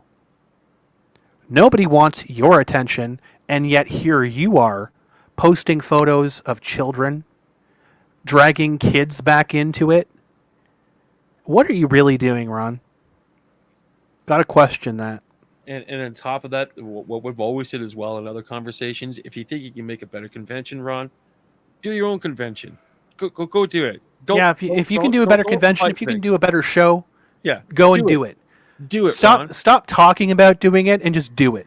Exactly. If a couple of Canuckleheads from Canada could put it together with the fucking change they find on their couch, Ron, we're about to cut a $20K check. Why? For leverage against a convention for not having Vic. Someone saw that 5 miles away once you mentioned it. No wonder they didn't get back to you in time because you're selling insurance. And I can just say this, Ron, you might have the same 9 stories that you like to plaster all over everyone's social media who never asked for it, by the way. And that one tweet that cost you $500 because you had to go back because you looked like a complete horse's ass. So you donated $500 to that person's GoFundMe to help them stop their mother from going blind because you're a fucking idiot. Disappointing. It's you not know, embarrassing. It's fucking disappointing. I don't want to use any word Kato's fuck catchphrases. This is just pure disappointing. It's laughable. Yeah, it's laughable. So I feel like a fucking idiot because I was really Mr. Toy on your fucking side through all of this. I really thought the internet was fucking treating you wrong. And you go after Crumb like this? Get fucked. Yeah, I'm not impressed. No, neither am I. I spent so much fucking time with this guy. Yeah, I can't find that comment, Mike. I'm sorry. Saying it. Wait, sorry, RJ. We're getting kind of heavy here. I apologize, but I'm here. But yeah, awesome. I mean, I know they were big in the VA community. I get that, but I don't. How big is the VA Monica was big. Well, Monica's big everywhere she goes, but no, Monica was. She's a gravity to her. She has such gravity towards her name. No, and she's part of. She was a person that people heard of in the VA community. She was not big. Yeah. She's not a Tara Strong or a Grey Griffin. No. She's not she's not an A-list name. She's a name that people know because she's done a few things here and there. And she's mad because of it. And that's something that she needs to deal with. And the biggest thing that she was complaining about, and I want to pull this little nugget out for 2 seconds here. She was complaining about that she was the lead voice actor or actress or talent on an anime on an anime series. And since Vic came bouncing around, her name was dropped and Vic's name was put on the box instead. And the reason is that we mentioned this before in this fucking show, is that when it comes down to it, is that the larger corporations only see one color, and that's green. Why? Because they want to make all the money that they could possibly can. If they have a bigger talent, like as an example with, what was it? Fucking Batman. Michael Keaton was a star, but Jack Nicholson got top billing. Why? Because Jack Nicholson brings in the fucking money. Yep. Same thing with Vic. Yeah. And instead of Monica understanding that, like a mature artist, that understands the business. She runs around every single time. Oh, I was part of this one project and I was the star, but Vic's name was on the box. Who gives a fuck, Monica? How many other projects were you part of? How fortunate, how privileged are you with that? That kind of reminds me of Jesus. Gilligan's Island. Fuck. Which episode? The entire series. Yeah. Yes. And- Yes. And I say that because Tina Louise, who played Ginger Grant, the movie star, Yeah. supposedly, and I don't know if this is apocryphal or not, but Yeah. supposedly she got recruited into the cast because she believed she was signing on to a series about a movie star who gets stranded on an island with a bunch of people. Exactly. And the funny thing is, who got top billing for the show? That's the guy who played Gilligan. He was the star of the show. Everyone else was co-stars or co-actors. That was it. And all people didn't understand that. What's Mikey have to say here? Oh, Mike was saying you have to wonder maybe if Ron Toy the third is maybe projecting every time he posts a video of Vic kissing a minor. Fucking Spicy. Mr. Toy is such damaged goods. And the thing is that, you know what? If things are going along the lines that I'm predicting, it's going to be very, very disappointing. And one of the few things that I highly recommend, no, you know what? I'm done recommending. Toy, do whatever you think is right. Because I know exactly what's going to end up and where it's going to go. It's really ironic because Toy looks around at everyone around him as tools, as things to be used, and he has no idea that's exactly what they're doing to him. Yeah. And the thing is that, again, Crumb, which we talked about before, and the thing is that I'll say this to you, and I said this to you. When Toy resurfaced with his Twitter, first words on my mouth saying, I don't think that's Toy. I think it's a bot. I think it's someone that's trying to steer the pot, if you know what I mean. Oh, look at that. I was wrong. I was fucking wrong, Toy. Thanks. Appreciate it, buddy. Fucking jerk. Yeah, it's a head scratcher. Yeah. That's for sure. It's You know, to say that I'm hateful after giving him not one but 3 shows to come on and kind of do whatever, because I think we were fair. Well, you know what my greatest hits from all of this was, Crumb?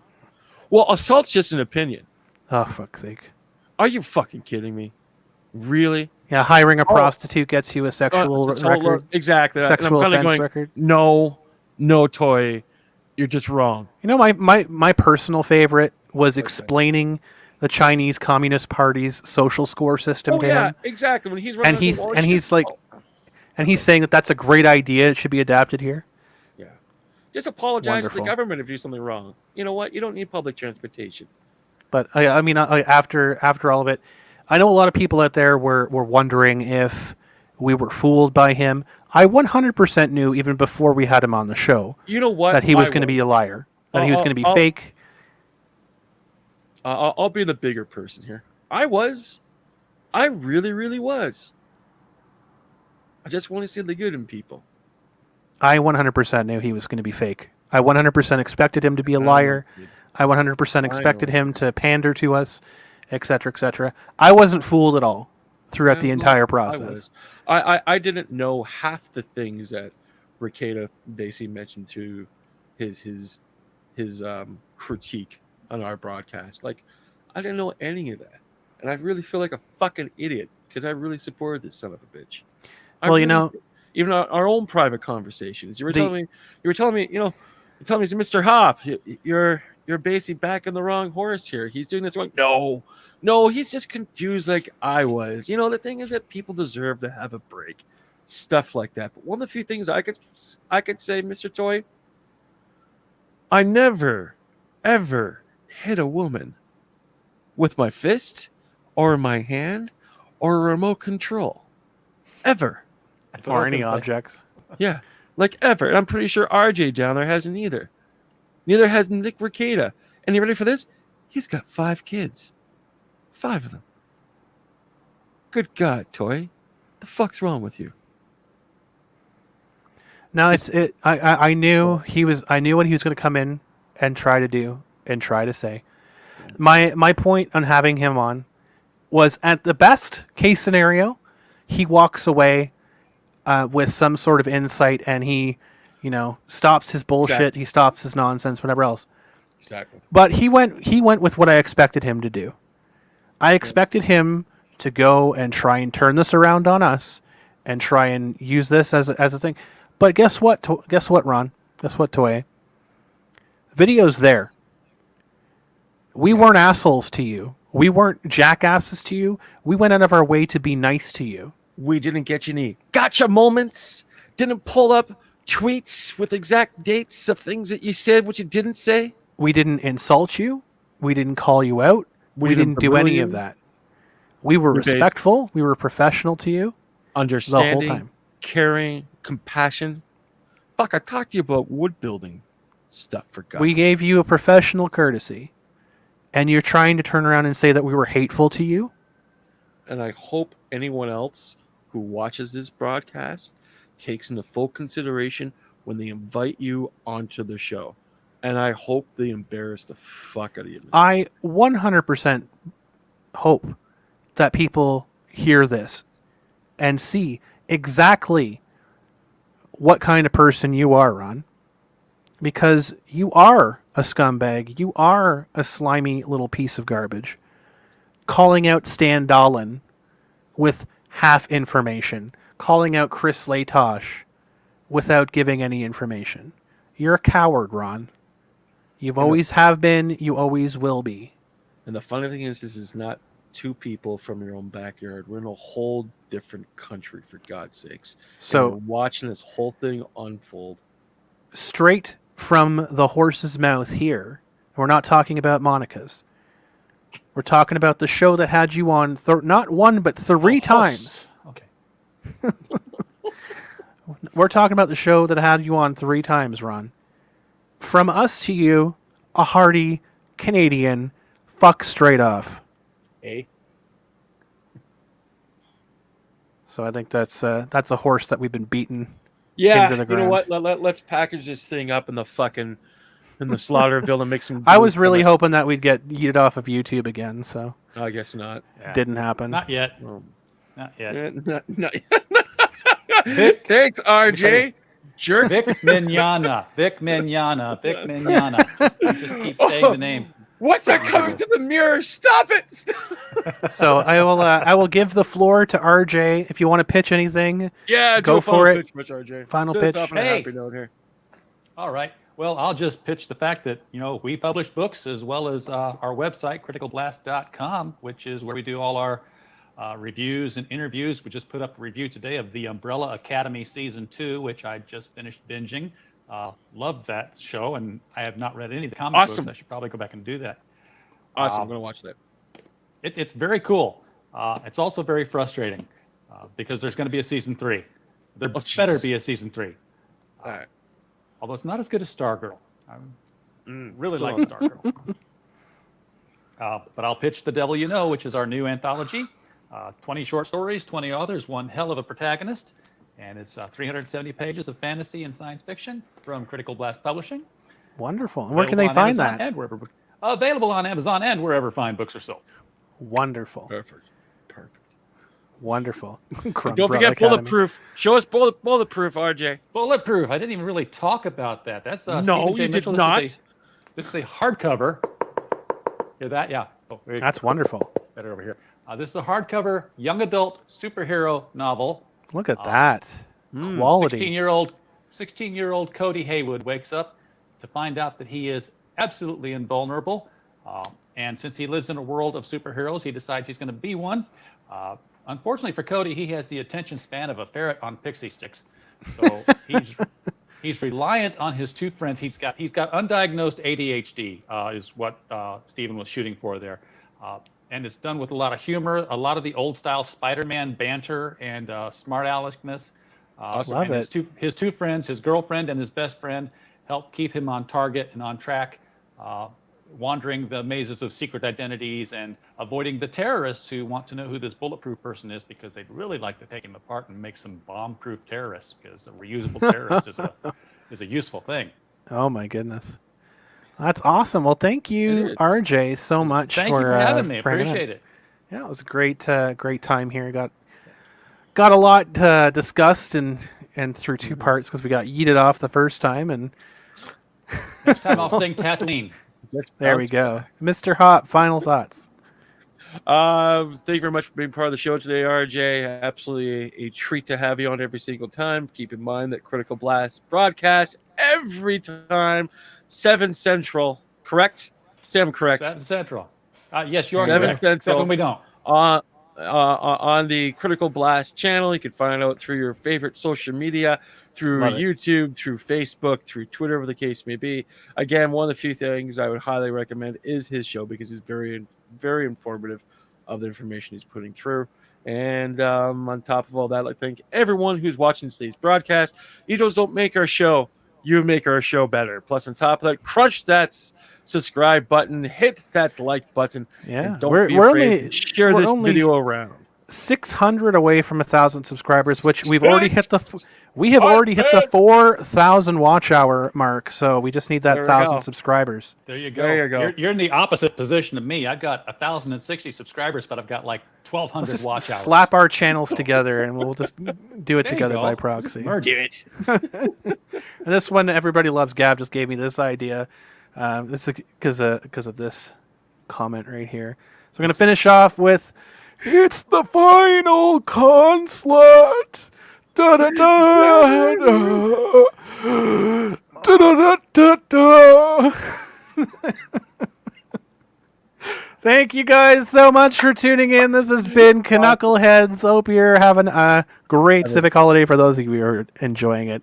Have a fantastic That's it for us. See you next Saturday. See ya.